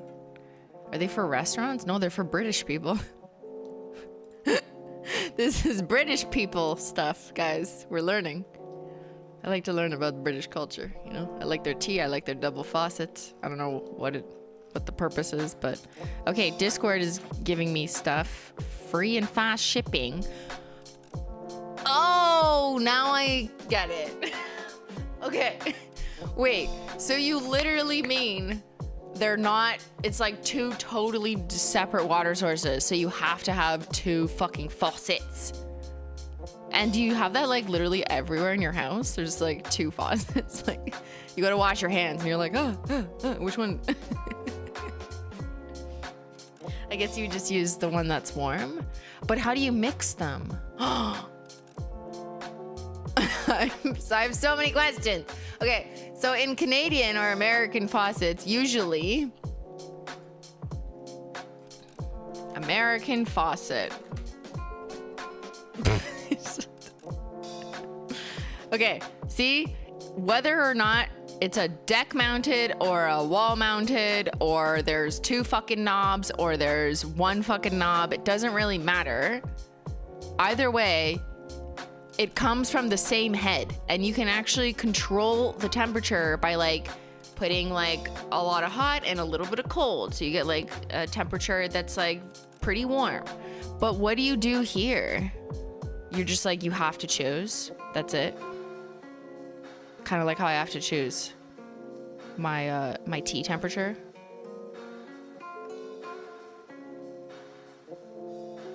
All my friends have different taps. I don't know what these people mean by British taps because I'm living in England for the past 4 years. Okay, we got some lying British people in the chat. I'm about to write a paper on faucets by country and social class. Honestly, yeah, I need to understand more about the variables that affect this. And we didn't even finish our investigation into why you guys don't have sprayer buttons. Okay, if you have a sprayer button faucet, is it because you are rich? 80% of you say no. See, it's not a rich people thing. We'll go back to that. Sprayer faucet kitchen for reference in case you don't have one. It basically just means a faucet that has like a button on it. Sometimes the button is like kind of modern looking, like that one's like a nice fancy looking one. But there's also ones that are just more like, well, I don't know, there's a fucking screen on that one. And that one's like, what is it telling you? Oh, the temperature, I guess. That's kind of cool. Sometimes it's kind of like a hidden button like this. Sometimes it's a motion activated, like, you ever had that? My dad installed one of those in our house at some point. He did it himself. He picked it up from Home Depot. He was like, I just found this from Home Depot. It's pretty cool. And all you have to do is like go like this, and then the water just comes. Motion or touch activated. But yeah, there's all sorts of different buttons, and not all of them are like expensive, right?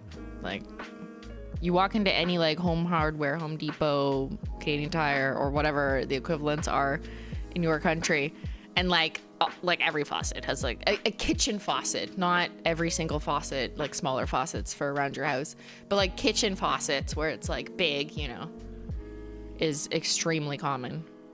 Like this. Look, $100 from Amazon. There you go. Canadian, so it's even cheaper.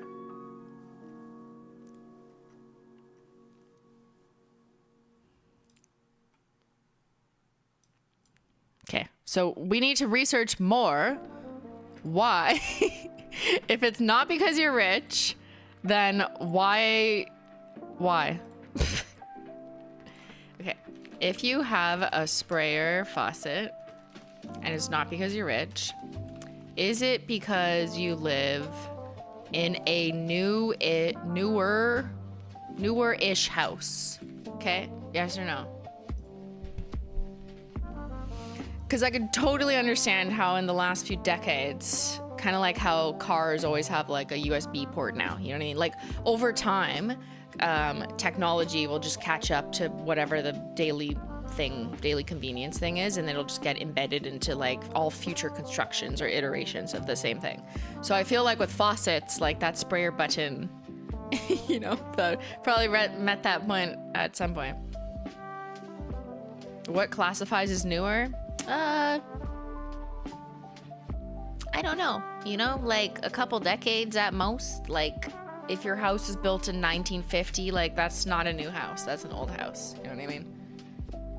I don't mean like brand new, and I also want to include like even 20 years ago, if you had a sprayer faucet, like is it because your house was built in the last like 10, 20 years? I still think 10, 20 years is like a new-ish. But honestly, that's vague. Like, I hear you. If it was a renovation, then yeah, put new. Because that is by definition part of that. Yeah. Okay, what is Discord saying? Are they all arguing? Also, we make tea with a kettle. Yes, I know. Okay, look, we got UK tap core. Okay, this is from the Discord. That, I've never seen this. This is so fun. Me and all the Americans are like, what? Our brains are broken. This is my sprayer faucet. I'm so rich. Look, it's made in Italy. It says made in Italy. Wait, I had one of these once. The ones where you like turn it, right? That is a sprayer faucet. It's just an older one. Oh my god. Who found this on my blog? That was 10 years ago. I put this meme, I made this on my blog 10 years ago.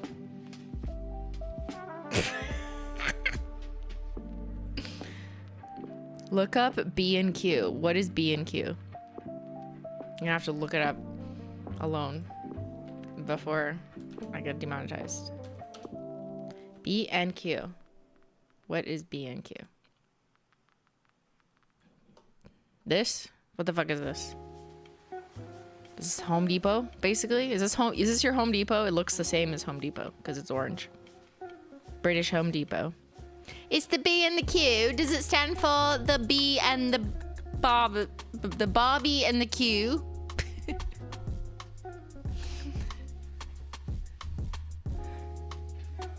It's a hardware shop. Okay, cool. What is B&Q? It looks like Home Depot. Which is like... Fuck, do you guys not have Home Depot in the States? Yes, you do. Right? Do you have this in the States? Yeah, you do. Okay, just checking. You prefer Lowe's?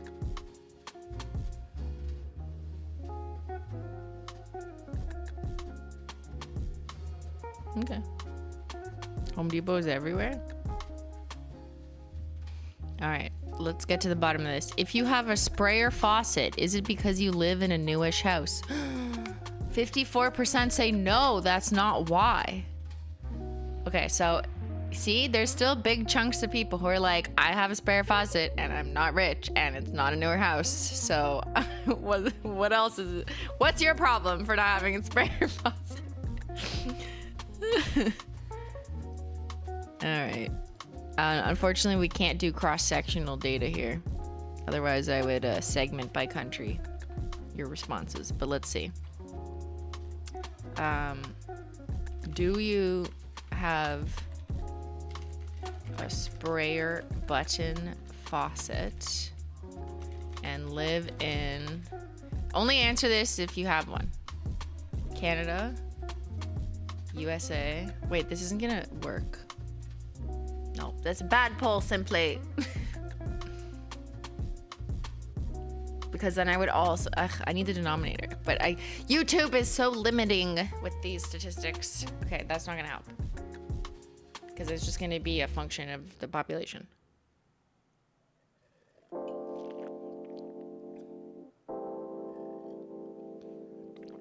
Three dumb people said something. And we've talked about it for 40 minutes. Who are you calling dumb? Okay, because I was actually really curious in the sprayer faucet thing. How do we even get on this? Why was I explaining my sprayer faucet? Why do people keep saying to look up Aldi something? I think you're tricking me. Aldi? Is this a person? Oh. It's not a person. Used to shop at Aldi with my mother. Now I'm all in? What? What the fuck? Okay, cool.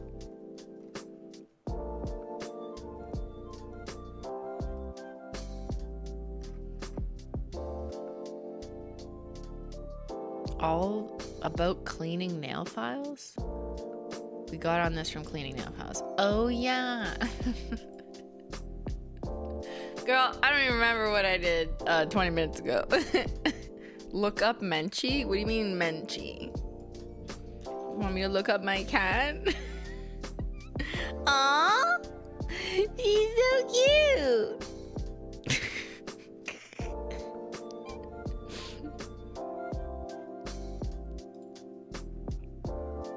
This is pretty cute too.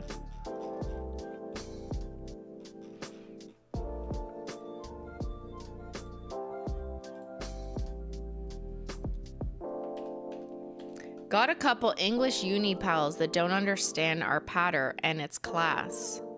Actual taps aff the day. My tap is aff. Why haven't you got water? Cause your tap is off? What? I don't get it. I don't get it. This Canadian doesn't understand. Sprayer button is not a rich people thing. I consider a pot filler a rich people thing. I don't have one of those. Guess I'm not rich. I literally just found out what that was this year. Oh, yeah. I feel like I only learned about those when influencers were a thing. Like, I have never seen them before. I don't know. but I've also seen sprayer buttons everywhere, but I've never seen pot fillers, or I didn't have a pot filler growing up. It's like this, okay? Like this. Like another sink, basically. Another faucet that comes out of your wall, but like higher with a mechanical arm, and then it like goes over your pot, and it is exclusively for filling pots of water that you then have to turn on the stove and heat. You know what would be even more bougie than this is an instant hot water pot filler. Does that exist? That's like the richest thing to like that you could possibly make. Instant hot water pot. That's like, does that exist? I swear to God. Instant hot water faucet and pot filler. It fucking does exist. That's crazy. But like the tank for this must be huge, because the tank for my like tea version is just like a little guy, and it's obviously enough to do a couple cups. But like if you're doing a whole big pot of water, that means your tank has to be big and actively heating a lot of water all the time. And like, how often are you cooking? Like, I drink tea I drink tea 8 times a day. So, you know, it's worth it for me. Are you making pasta 8 times a day? Like, what? I think heated driveways are pretty bougie. I thought so too. But do you live in Canada? And any new neighborhoods you go to where it's like completely new, I'm noticing it way more that like they're just doing it by default. And I think the technology is getting cheaper for sure. But like, obviously you're not gonna like rip up a perfectly good driveway for no reason and do it. But as time goes on, I actually do think heated driveways and the expense of it comes down, and more people, more like contractors are capable of doing it, then it's gonna be more normalized. Heated driveway, yeah. Okay, to Americans, do you think that's crazy? I bet Canadians are like, yeah, I've seen those. Never heard of that? Well, have you heard of snow? Do you have snow? Okay, look, I teach you about nail oil, and no. Don't worry, it didn't say anything. But I hate when it does that. It always freaks me out. Okay, here. This is a heated driveway, which you only need if there is snow. I'll do a poll on this too, because I'm actually super interested, but I'm assuming most of you don't need this anyways, right? Just because of your climate.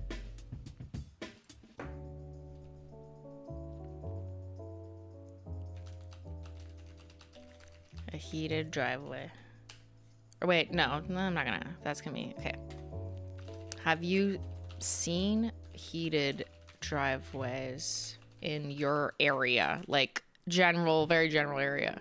Be like, yes, I'm in Canada.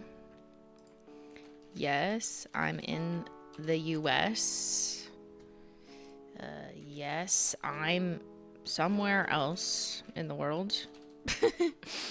Be like, no, literally never. But the nevers might be people who like don't need it because it doesn't fucking snow. So yeah, I get the flawed poll.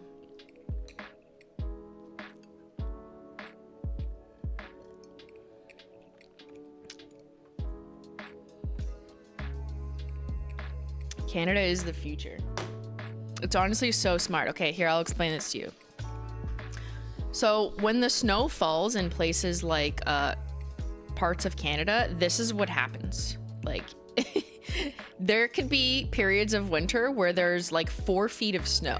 Just, yeah. And for some people, maybe you're older or maybe you're just lazy, shoveling your driveway is actually extremely difficult and like not that easy when the snow keeps coming and like never stops, especially if it's extremely cold and there's like a blizzard. It may not even be possible for some people to shovel like their own driveways. So you can hire snowplow companies that you pay like several $100 a year, and they will just like come every time there's a snowfall. Or you can pay like some kid down the road to like hopefully shovel your driveway. But honestly, sometimes that's even too much for just like the kid down the road, depending on how big your driveway is or how often it snows. Like sometimes it just feels like it never stops. So for some newer places or like newer residential neighborhoods, I'm noticing more and more that like the builders or the developers will just by default just put in heated driveways. And I think that's because the price of it has probably come down over the last like 20 years, I'm guessing. Because it is something that would have like not been reasonable 20 years ago. And it makes so much sense. This I've only ever seen so far in like residential or commercial driveways that are like slightly newer in the last 10 to 20 years. But I feel like maybe in 20 years from now, I don't know, when they like start to redo actual roads, like city roads, this is genius in countries that have really hard winters. I know it's like ridiculously expensive probably to do an entire fucking city, and you're not just gonna rip up the road just to do this.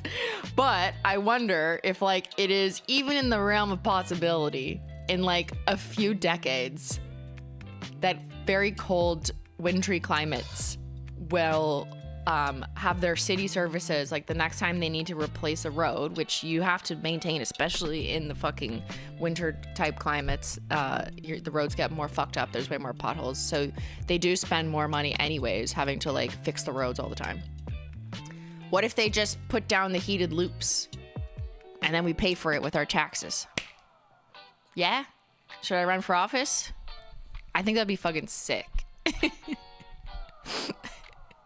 Heated roads, 2K42 by the year 2042. Someone at my partner's workplace got a heated driveway at his house. It was $20,000. Okay, it really depends how big the driveway is though, right? Like, so how much would it cost to do the whole city? Like billions.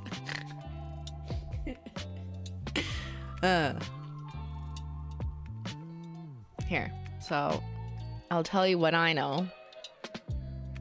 Blog, how much does a heated driveway cost? Here, let's see. Will they even tell me, or they're just gonna say like call? The average cost is $43 per square foot. Okay. Yeah, and obviously like the shape and the size. And then you have to like put something on top of it. So you have to pay for, you know, the fucking concrete or whatever you put on top of it. Does it give me like some estimate? Like, of like, okay, so for example, no, it doesn't. It's just giving you per square feet. Okay, but see what they do? It's like all these loops are powered by, what does this one say? Because I know there's like glycol is one of the ingredients. There. The tubing carries glycol, which is like an antifreeze that circulates through a boiler or a heat pump that's like comes off your house, just like you'd have a heat pump for, I don't know, heating your house normally. Well, I guess not all heat is heated that way, but then the heat is transferred to the driveway surface just because it's warm. So like these little tubes will heat up when it senses that there's snow on top, because usually there's like a little sensor, and if there's snow on top, it'll like turn on, and then it'll start melting the snow because it just gets slightly warm.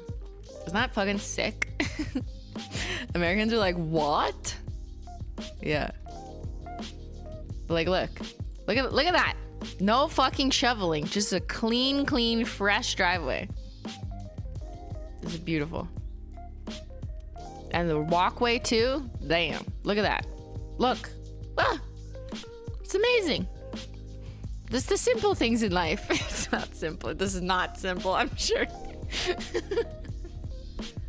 I swear to God, like, I would like the future in Canada just to be all roads are just all heated. Cancel shoveling. My mind is actually blown. It's so smart though. Like, whoever thought of this is like thank you for, like, that is a huge problem for people. They literally get like stuck in their fucking houses because of snow. And this, it's amazing. I'm Canadian. I've never seen this. What? Do you live in like a mild part of Canada?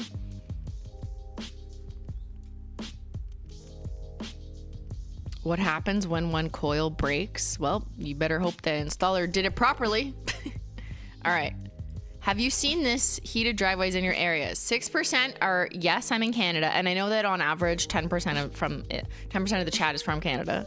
17% say yes, and I'm in the US. Okay, so there are some Americans who've seen this. 2% from the rest of the world say yes, but 75% have literally never seen this. Wow. That's kind of interesting. I mean, you probably don't need to see it. That's my guess, right? Like, you don't have ridiculous amounts of snow where this would be happening.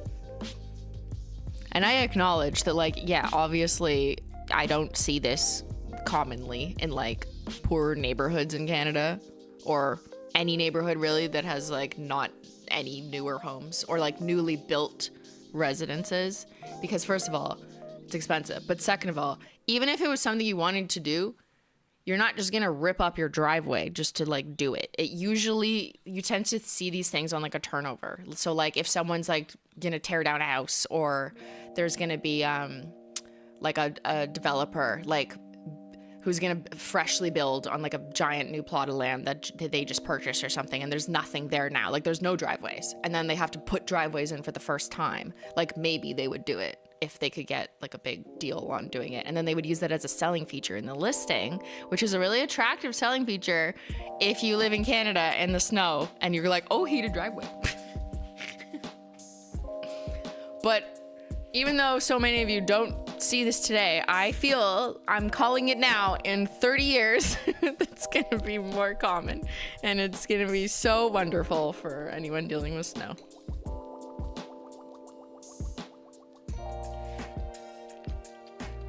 I'm not sure I've ever seen it in person. It's like witnessing a miracle.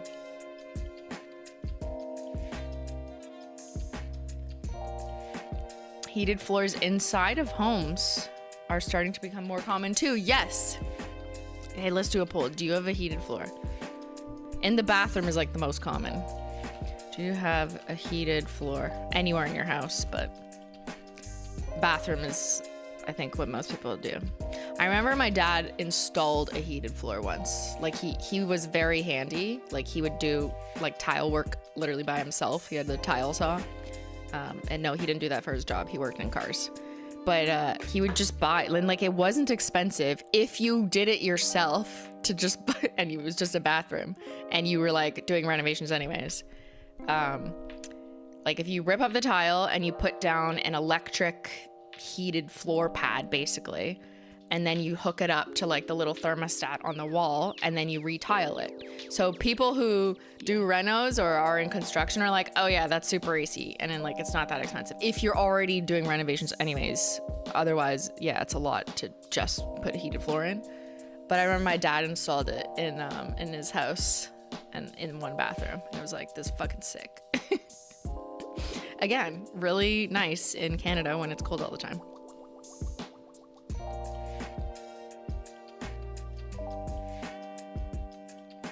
I like cold floors. What? I've never heard anyone say that. I like warm floors. My dad put a heated floor in the upstairs bathroom, and that's the only room in the house that has it. The cats love it. Yeah, cats love cuddly things. Yeah. I suppose, like, yeah, this is another good selling point though. Like, if you're like looking for a house and you see something that advertises like heated floors or heated bathrooms, you're like, oh. I think it's nice even in the summer though. Like, it's not even just a winter thing.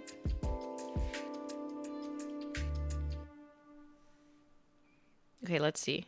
Do you have a heated floor? 88%, 89% say no. I also think this is like climate related though. If I could segment this and then see if it was people who live in cold climates, I wonder if it would actually be a little bit higher than 11 because it's probably just less commonly installed at all. No heated anything because I'm in Texas. Yeah, exactly. Like, why would you do that? That doesn't make sense. I want one in my bathroom, which needs to be ripped out and redone anyways. That is when you should get it installed. We need to do it anyways. And heated floors are not expensive if they're electric. Don't let contractors lie to you. Okay, you could get super cheap. My dad did it himself, like no problem. You could literally just buy the shit at Home Depot.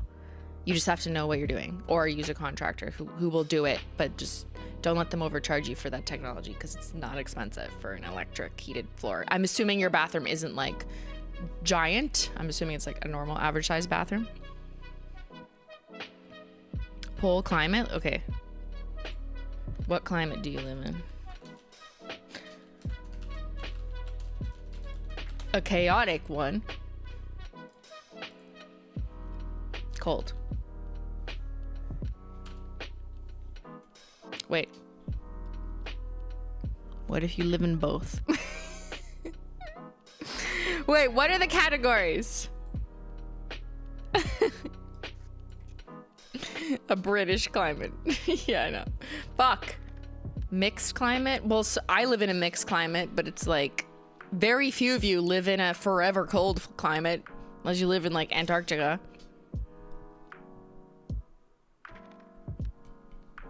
Like, I have all 4 seasons in Canada. So does everyone, actually. Everyone has all seasons, but it's not. You know what I mean? Like, okay. How about just do you experience snowy winters, honestly? Snowy and cold winters. Like, yeah, I feel like that's really what I'm trying to get at. Like, yes, it's awful. Be like, just a little bit some years, like sometimes maybe you get a little bit, but like not really. Be like, no, not at all. There. That's what I want to know. If you're in Canada, your answer should be yes, it's awful. Although I get that it's more mild maybe out in some places, but I've seen March blizzards in Texas. Yeah, but don't choose yes, it's awful. Like you don't really have winter, right? You just maybe had a blizzard for like one day, I think. Did that happen? I don't know. That's not, I mean, like commonly, do you have winter? Need an option that says not anymore. Fuck. Yeah, okay. Whatever. There should have been an option that's like climate has changed.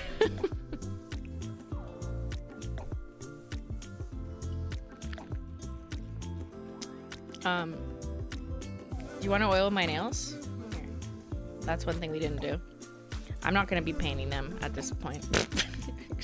I got to go to bed at 10 p.m. apparently. I don't think I'm going to wait though. So I'm all freshly filed. So what I'm gonna do while we're here talking about very important driveways, faucets, and winter, I'm gonna just do a quick little nail oil soaky soak. And wear my glove so I can go commit a crime. I prefer the black ones. They make me feel like I'm gonna pull like a jewel heist or something, you know.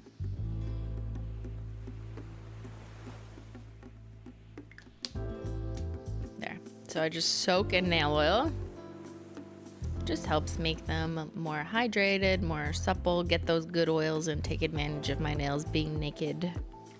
And I just shove them in this black glove. That is like water or oil resistant or whatever, meaning like it'll just keep the oil in and the oil won't absorb into the glove, so it just forces it into my nail or skin.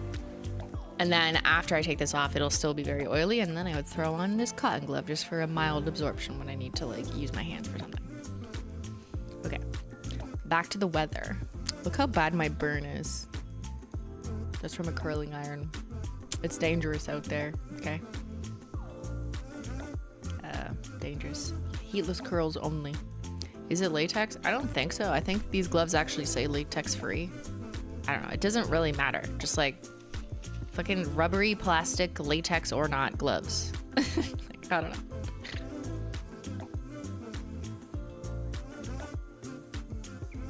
Do you experience snowy and cold winters? 42%. Yes, it's awful.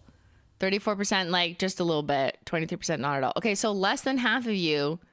See, this makes sense why so many people are like, I've never even fucking seen a heated driveway. Because like these people, 35 plus 23 is, no, wait, why does it keep changing? 60, no, 58. The opposite of 42 is 58. Yeah, math. 58% of you don't live somewhere where you would even need this. So it makes sense to me that 75% of you, yeah, a little bit more, have never seen this. There, see, we figured that one out. I don't think we really figured out the faucet thing, but we figured this out.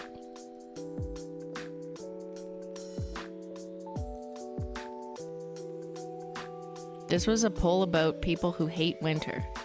What? No, it wasn't. Here in the Netherlands, heated floors are the new standard.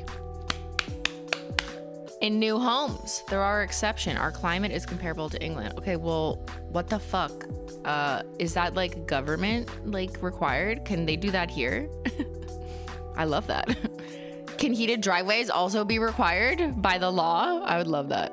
Heated driveways and roads everywhere. Just heat the whole city. That's so sick though.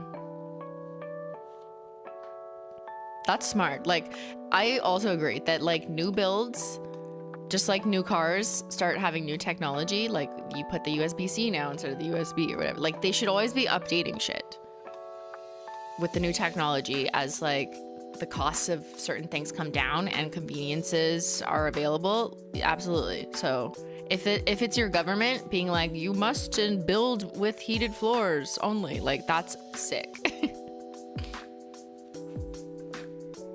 And then you just grandfather out everything that doesn't. Like eventually, like all the homes will be, you know, it takes time, but.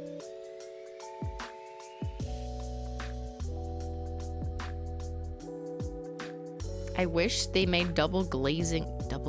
Oh, like in windows, mandatory here in Australia. Our homes are so poorly designed. Oh. According to my very approximative calculation, heated grounds in just downtown Ottawa would cost $470 million.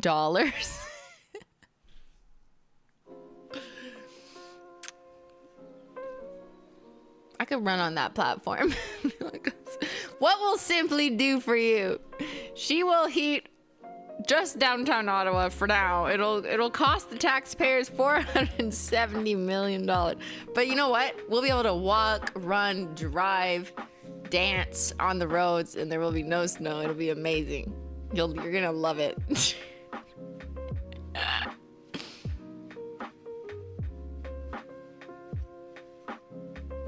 All of our taxes go up by like 87%, but it's fine.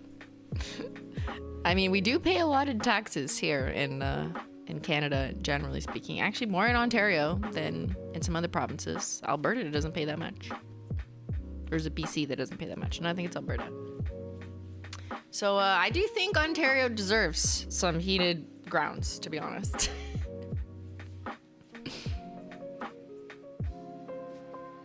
$470 million for a city infrastructure project doesn't sound horrible. Yeah, I guess you also got to pay people to do it though.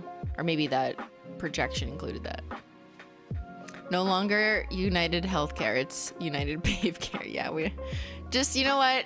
Redo the healthcare system anyways. It needs like an overhaul. So let's just, we're going to refocus on paving the roads with heat. Okay, wow.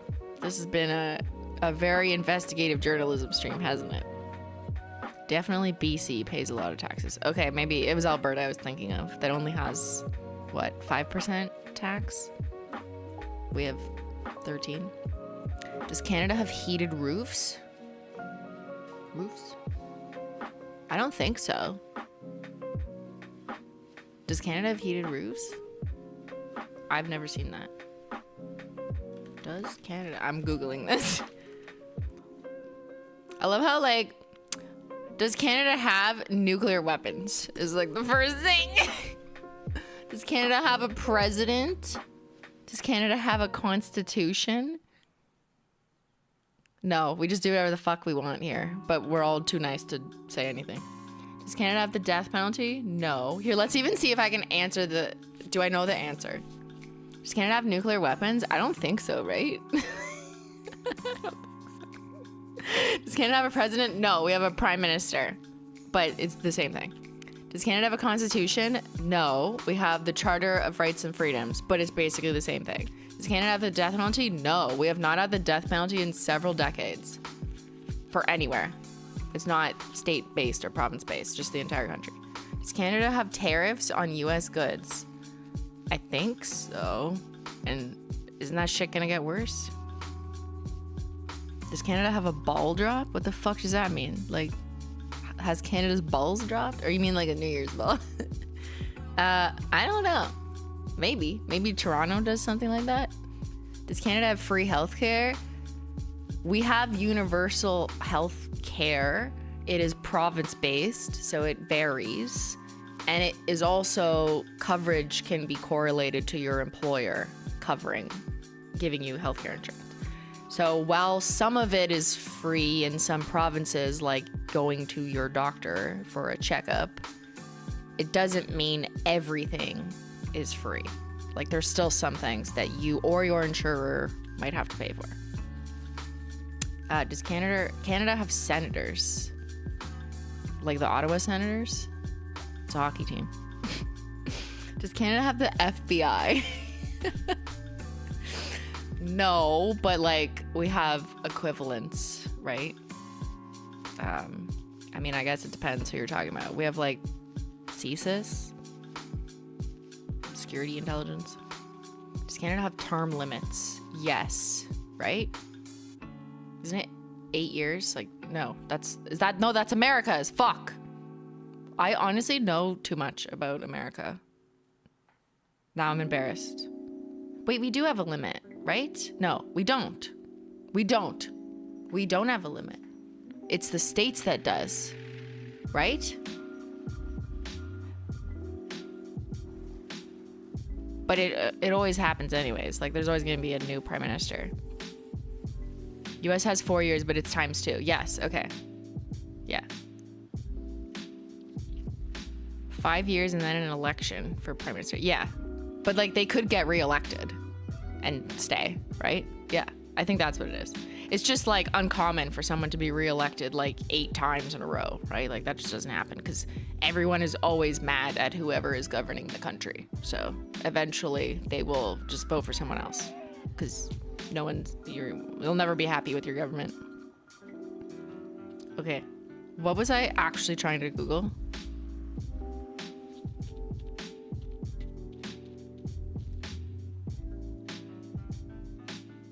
Does Canada have heated roofs?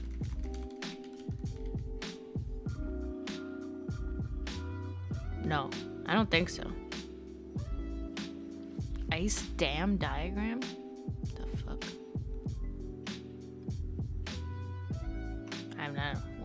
I don't think that's what that means. Okay, I don't think we have heated rooms. There's roof de-icing? I think the biggest thing maybe that is different here is there's a lot of pitched houses.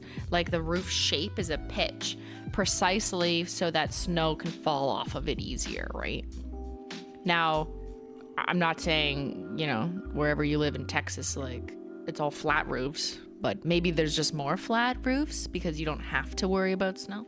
But that doesn't mean there's no flat roofs here. There's definitely a lot of flat roofs too. But I think it's just more common to build houses with pitched roofs, generally. Do a lot of Canadian houses have open fireplaces? I mean, older ones probably. But I feel like gas fireplaces are just like becoming more, again, one of these things where it's like technology just becoming more and more available. So like when new construction happens, and I'm not even saying like a giant bougie house, I just mean like, I don't know, a standard townhouse, like new residential development, they will just, if there's a fireplace, they'll just throw in like a gas fireplace or an electric one that just takes like a button. Because when you're building it from scratch, it's much easier to plan in advance and put it there.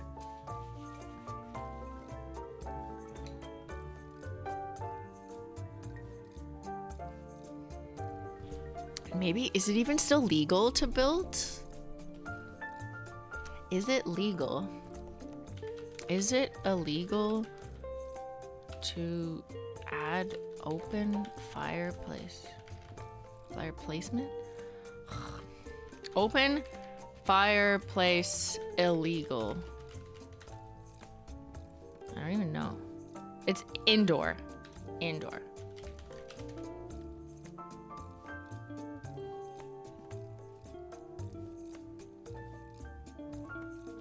Yes, some indoor fireplaces are illegal in Canada. Oh. Oh. What does open fireplace mean? It just means there's a fire and it's open inside your house.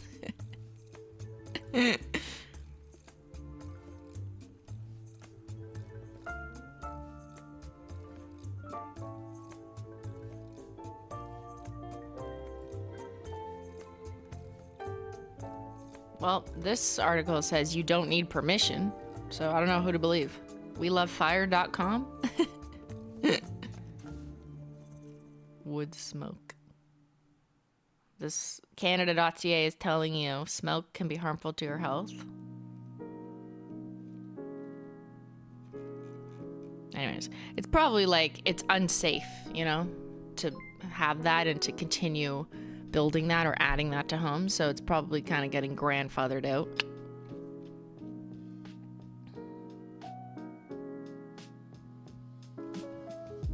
Icicles can kill people. Yes. Can icicles kill people? Oh my god. What?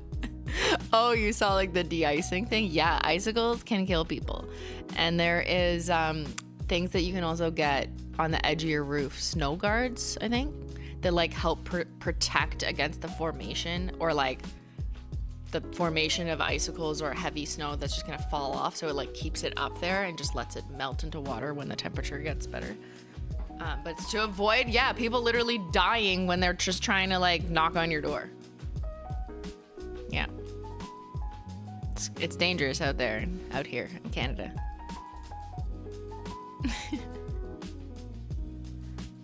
Americans get up in arms if you tell them they can't have something, even if it's dumb. What did I say you can't have? Wood? Fire burning? Open indoor fireplace. You didn't even want one. So home security? Yes, icicles in Canada are actually just home security. If an intruder comes, it takes them out.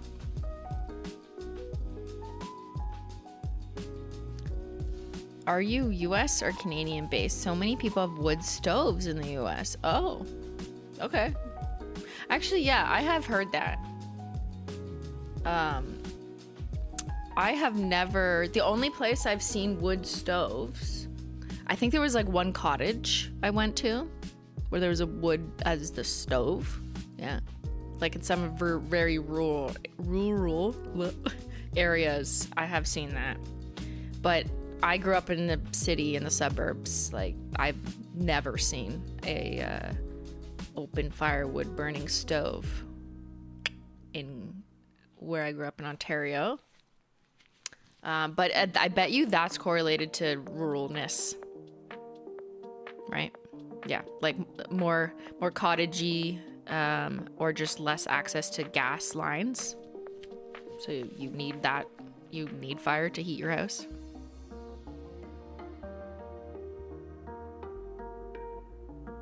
Wood stoves are common in the Maritimes. Okay. And that could be like a rural, less access to gas thing too, right? Yeah.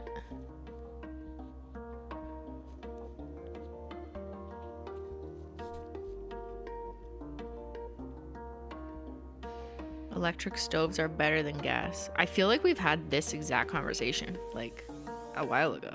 I feel like we're going in a loop.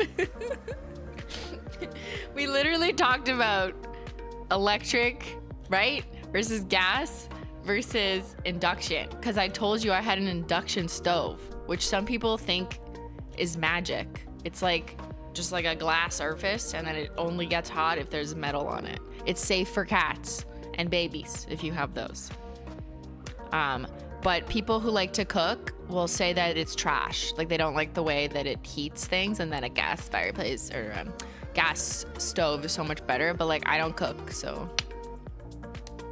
we're good. Very adult plan. We are literally 30, okay? Chat is a 30-year-old lady, statistically speaking. So it makes sense that this is our conversation. Gather around, okay? What do you cook on? It's so much better for your health. What is induction? Oh, you mean not cooking with gas? I don't know. I don't really know that much. I mean, I have a gas fireplace. Is that bad for my health? I don't know. Maybe if I just don't sniff it in every day. But, what surface do you cook on? Gas? What surface do you cook? What question are you asking? Just what? How do you cook? How you cook? Let her cook. You have a gas stove. What are the options? You either have a gas stove, you have an induction stove top, whatever. What's the other? Electric? I mean, induction is electric, but whatever.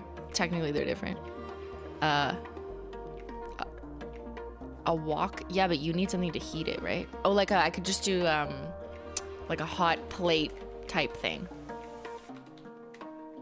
Like a coil, maybe. I don't know. I don't know enough about that other than my desk warmer. Okay, there. Hopefully that's covers all the options. I only have 4.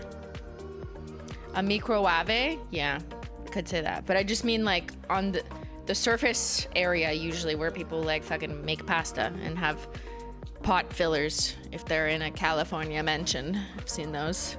That's where I learned about pot fillers that I didn't finish my sentence 45 minutes ago. Is when I saw influencer house tours and they all had like this big silver chrome arm sticking out in like randomly to like it looks really random, and I was like, what the fuck is that? For the pot filler. And they're like white and beige marbly kitchens with like very ornate chrome things that come out. I had never seen a pot filler before. Just a faucet with a spray button. Hot plate is electric? Fuck. There's also propane? Fuck. Not the beige kitchens. I've always liked not beige. And I know people say like you should do your home decor to be timeless or whatever, and I guess like beige is timeless. I don't know. But I don't think that. I would like black or gray or like sad. Make it look sad. I want it to look dark and actually like not bright enough to cook in. That's what I would prefer. I won't be spending time cooking anyways. I'm just gonna, you know, heat my tea and leave. I'm too poor. This is the first time I'm hearing is a pot filler. I googled to see. Yeah. That is a rich person thing.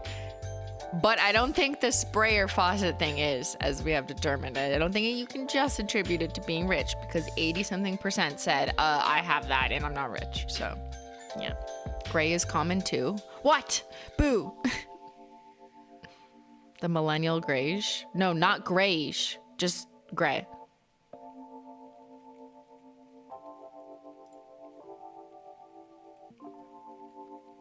Okay. How you cook? 39% have a gas stove. Oh, that's nice. Very nice. That's what chefs prefer. Induction stovetop, only 10%. Damn, I'm in the 10%. That's crazy. Is it because people like don't really want induction stovetops, right? They're like, it's not good for cooking quality warming up. It's just more like it's a safety feature, really, and it's just like cleaner because it just looks like flat. It just looks like it's really good if you don't cook because it just looks nicer, but it's less good. Here, I'll show you a picture.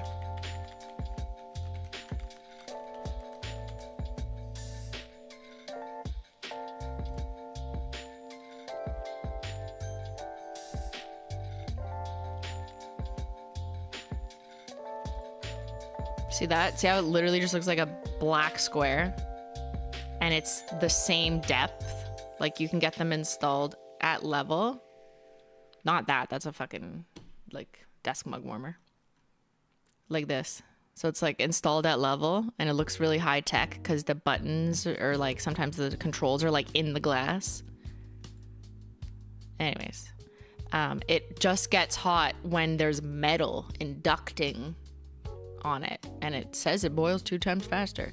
But I have heard people say, like, who are chefs, that it doesn't like heat up in with the time required that they like about gas stoves. So I don't know.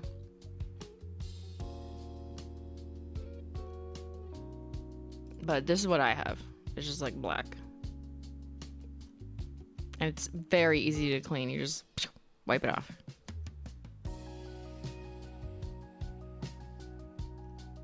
A gas stove looks like this, which is just like crazy. People with gas stoves, I don't know how you clean this shit. Okay, like I would just not cook, because sometimes like I'll see other people's gas stoves, and hey, I'm not calling people out on being like untidy or whatever. It's honestly just like it comes with this. It just comes with this, because you're not gonna insanely clean under this every single time you cook. That's ridiculous, right? So what do? It's just like always kind of nasty under here. Like, it'll never look this clean. You can't just wipe it. It's a pain to clean. It is a pain to clean. You can lift it up. Yeah, thank you, soap. I know that. I know you can lift it up, but you still have to then wipe every fucking like coil, because like all these get kind of like rah. You just lift it up and clean. I don't think it's that simple, man. Some people hate cleaning it though, see? There's covers for it. Yeah, but you gotta use it though. What do you mean? You're gonna cover it, then you can't use it. And when you use it, it's gonna get dirty. You stick them in the dishwasher? Really? They're so big, some of these.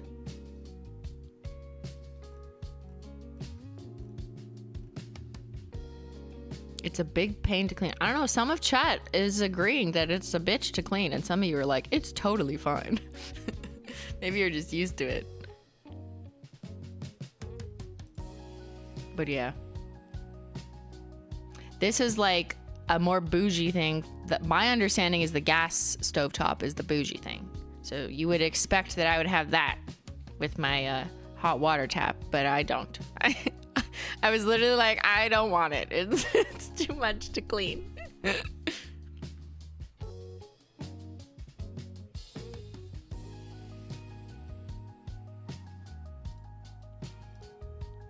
All right, 47% have electric though. That's the more standard, right? Like just electric cooktop. I've definitely had electric growing up. That's probably what I had most often. Oh yeah, and sometimes it looks like induction. Oh yeah. Okay, so maybe I was kind of confusing it. Oh wow, they've come a long way. Because that's definitely not what my kitchen looked like as a child. And I definitely had an electric cooktop. They kind of look like induction. Like, how do you know the difference? 2% have a hot plate type thing. In Britain, they don't wash dishes. They only drink tea. Yeah, like an older electric cooktop will probably trigger a memory. This. Yeah. Okay, this is what I had growing up. The coils. Yeah. Now they look so nice. Wow. Isn't that crazy? Like, this is electric cooktops now. They look like induction. So you don't need everything I just said. Just get one of these. Whatever, if it's cheaper. If you don't care about the safety feature, I guess. This doesn't have the safety feature. Like, it'll be on if you leave it on. Whereas an induction, it needs metal to induct. So, like, if your cat walks on it right after you've cooked, they won't get burned. I mean, the glass does get a little bit warm, so it's not like it's nothing. But it's not, like, the same as accidentally leaving this on. Oh, yeah. Who has this? This is what I had growing up, a white one. Like that. Okay, well, maybe not that brand. Actually, that one looks a little more antique-y. Just something like this with the wood handle. Oh my god, the beige one. Yeah, this is very like 90s child experience. I mean, maybe that was just standard back then. It's probably something dumb to say. But that's what I remember. Stovetops have like changed so much. Like, how crazy is it? Like, the glow up of stovetops, it needs to be studied. How do we do that? How do we go from this, where like this literally in everyone's home, to this? Sick upgrade.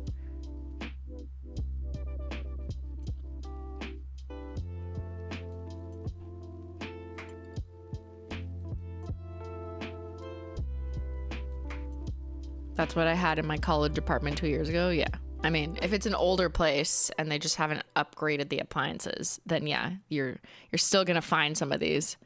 But like with anything, the common theme that we've been exploring unintentionally in today's stream is just the grandfathering out of things and new technology coming in and replacing the old shit, just like people.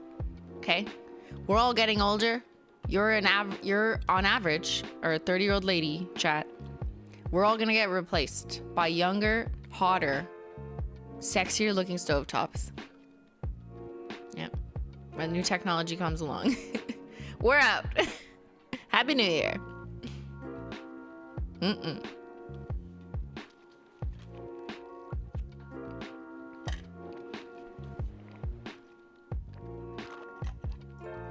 Isn't that an expensive pot? That's a Le Creuset. I know that because my fancy aunt likes them.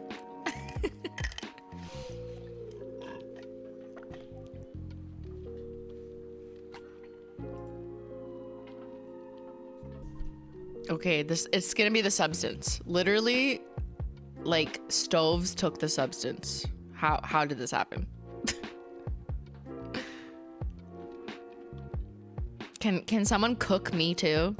Like, right now I feel like this today. Probably more like that. Old electric stove, Moscow, Russia. What? Okay. That's how I feel. My insides look like this. Okay. Give me the substance so I can look like this and feel like this.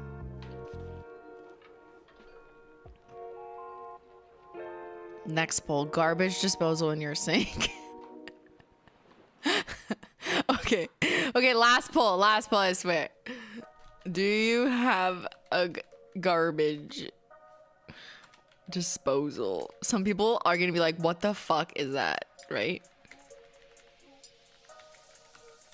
In your kitchen sink. Okay. And I have nightmares about them, to be honest. Garbage disposal sink. Okay, I will explain for the people who are like, what the fuck? You have garbage in your sink. So, like, when people cut up food, just imagine if you didn't have to put it in the compost or garbage otherwise. And you could just literally shove it down the drain and press a button, and then a fucking, like, dangerous robot machine underneath your sink goes and fucking grinds that shit up. Yeah. In your kitchen.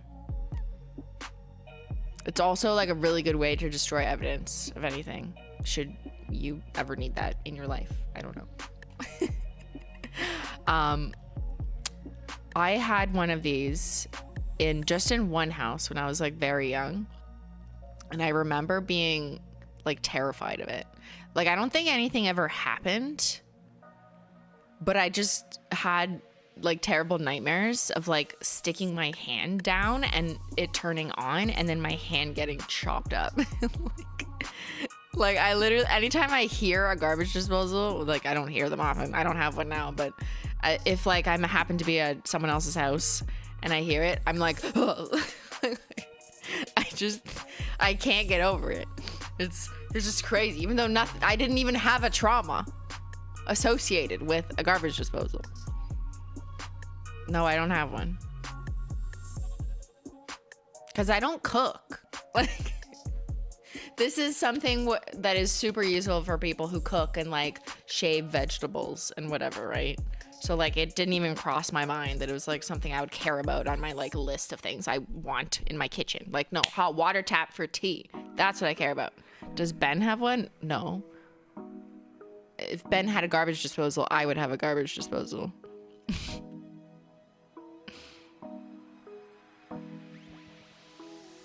Thank you for bringing it back full circle to the sink chat. Yeah. See, we just had to come back here so we could go back up to the faucet. Yes, shaving vegetables. Okay, well, like, what do you think this person's doing? It looks like they're shaving the vegetable to me. Shaving its legs. Just in time for summer. Like I said, I don't cook, really. So, I mean, okay, occasionally I've shaved a vegetable just to throw it in the oven. I never use the stove because it's, I don't know. The oven's easier. After I just finished saying that the induction's so much easier. Peeling vegetables. Sometimes they're a little hairy though. This is the best stream, so much learning. Honestly, yeah. If I was really concerned about what people think, this would probably be like a terrible idea because I would just show how much I like don't know about the kitchen, and then it would give way for people to like just shit on me for that or something. But I don't care because it's 2025 and you know what? You do you, okay? You don't know what a garbage disposal is. That's fine. You know, you like your electric stove from 1842. That's great. You think we should pave the entire city in heated driveways? Let's go. Wax those vegetables. Yeah. Get them waxed. Get them feeling fresh for the season. Okay. Do you have a garbage disposal in your sink? Oh, it's pretty split. Just under half of you say yes, 53% say no. Is that a rich person thing? I actually don't know. Like, is that expensive? It's probably not that expensive, right? Like, I don't know. It doesn't look that complicated. You just need someone to install it. No, it's not a rich person thing? Okay. It's an American thing? Is it? I don't think that's true. In Czech, they are illegal? Why? What happened?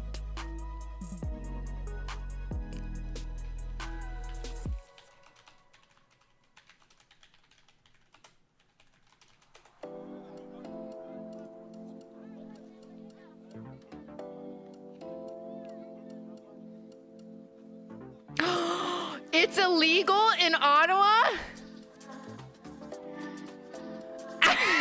Actually, thank God I don't have one.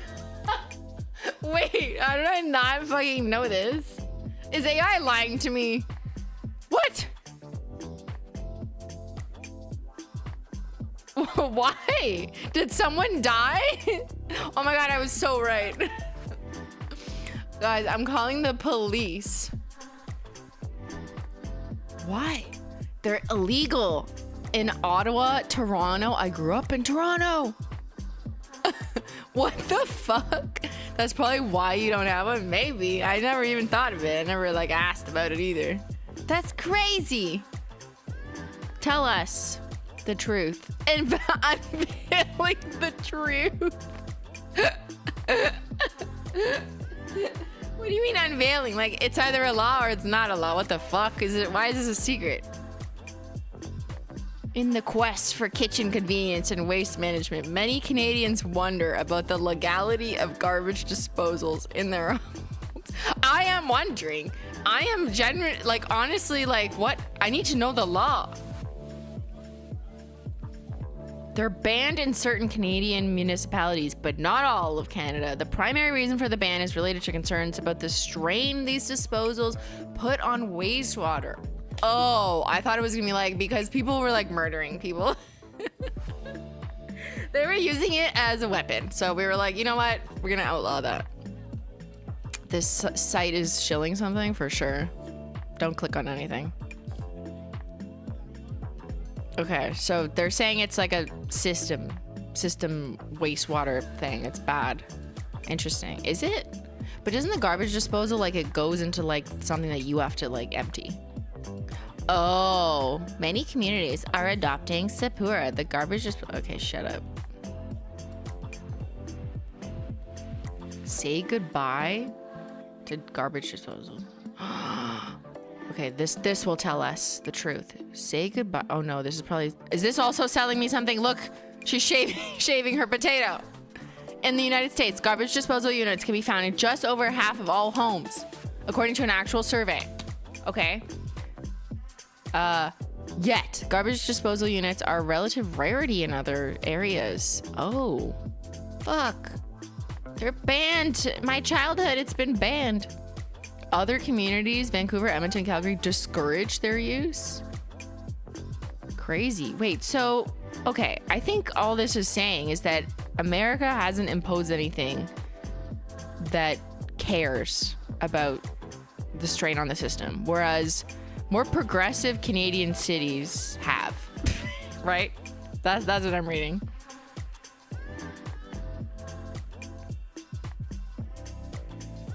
Why are they banned?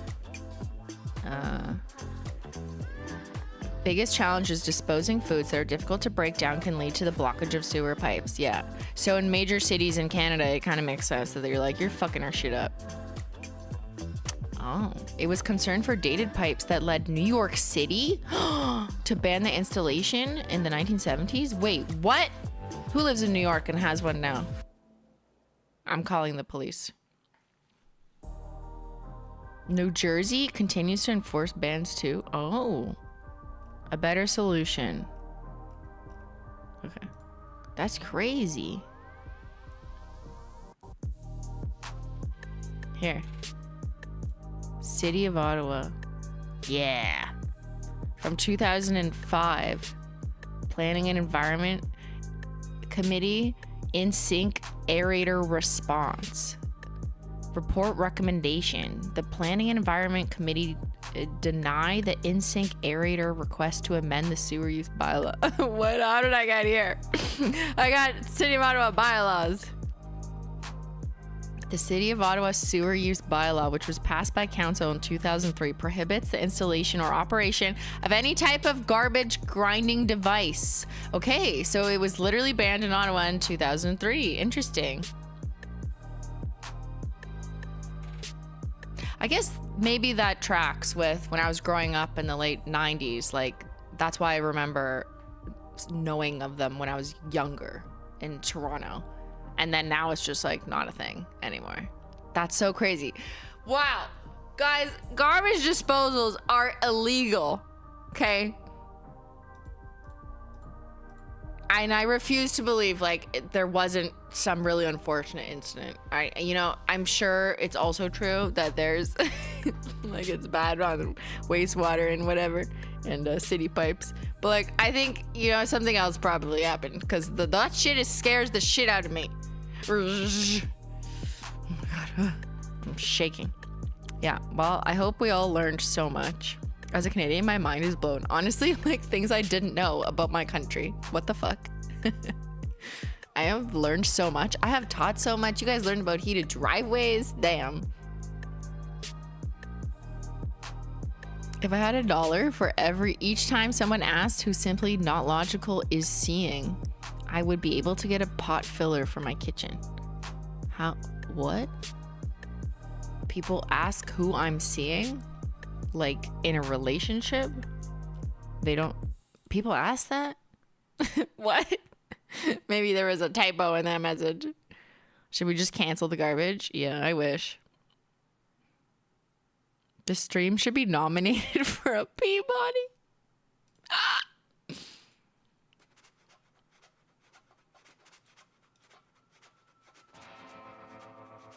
I think they meant suing. Oh.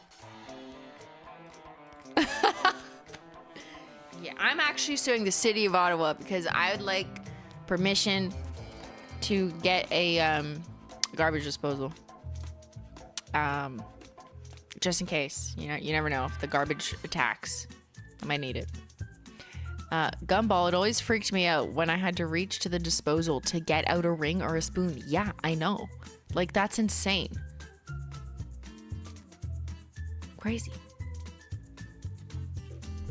Happy to have been here for this chaos stream. This feels like a Menchie Gang stream, which is normally how I don't mind those ones go, because those are just the most, I don't mind, you know what I mean, being more unhinged in the smaller crew, where it's like, who cares? No one's watching.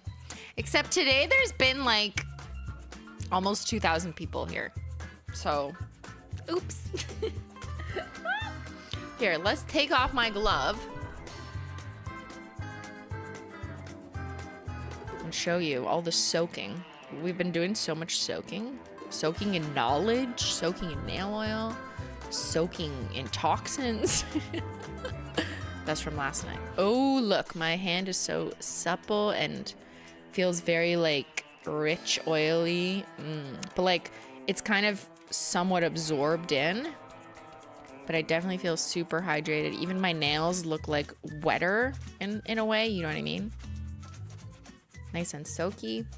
So if you do have a little bit of oil residue, even after soaking for that long, it makes sense because it's like contained in this, you know, plasticky glove.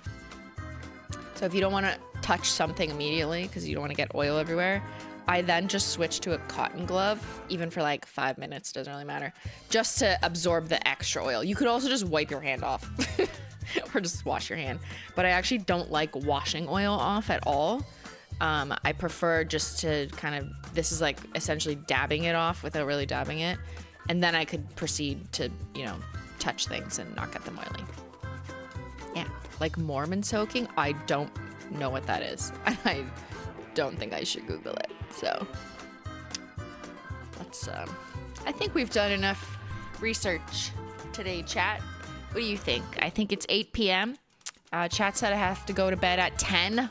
At 10, I don't think I'm going to make it that long. I think I'm going to go eat half a dinner, have an oat bowl, make some mint tea, and then go to bed at 9. So, great new stream of the year. Great start. Cheers, everyone. I hope you feel better tomorrow. Maybe you already feel good today. Well, that's good for you. Because I don't. But tomorrow, I hope I'll feel better. And maybe on Saturday, this will heal. And so people won't ask me what's wrong with my face.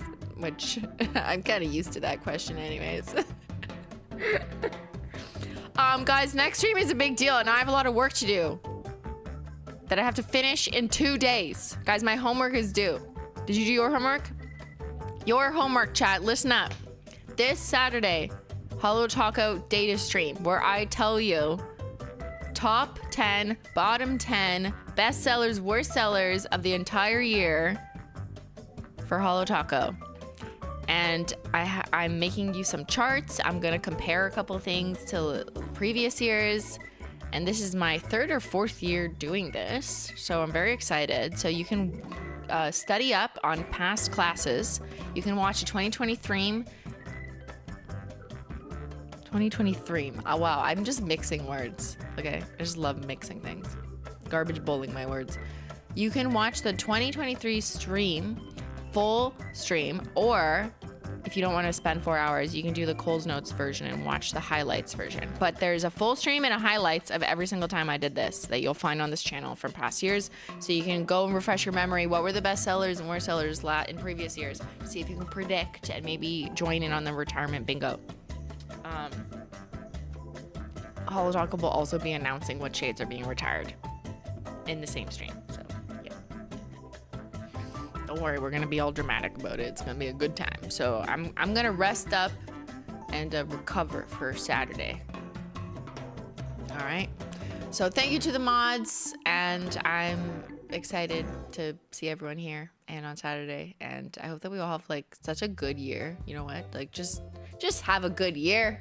Okay? You had a bad year. Now have a good year. Thank you. Do that for me. All right. Thanks so much for watching. Well, I'm gonna sleep now. Bye.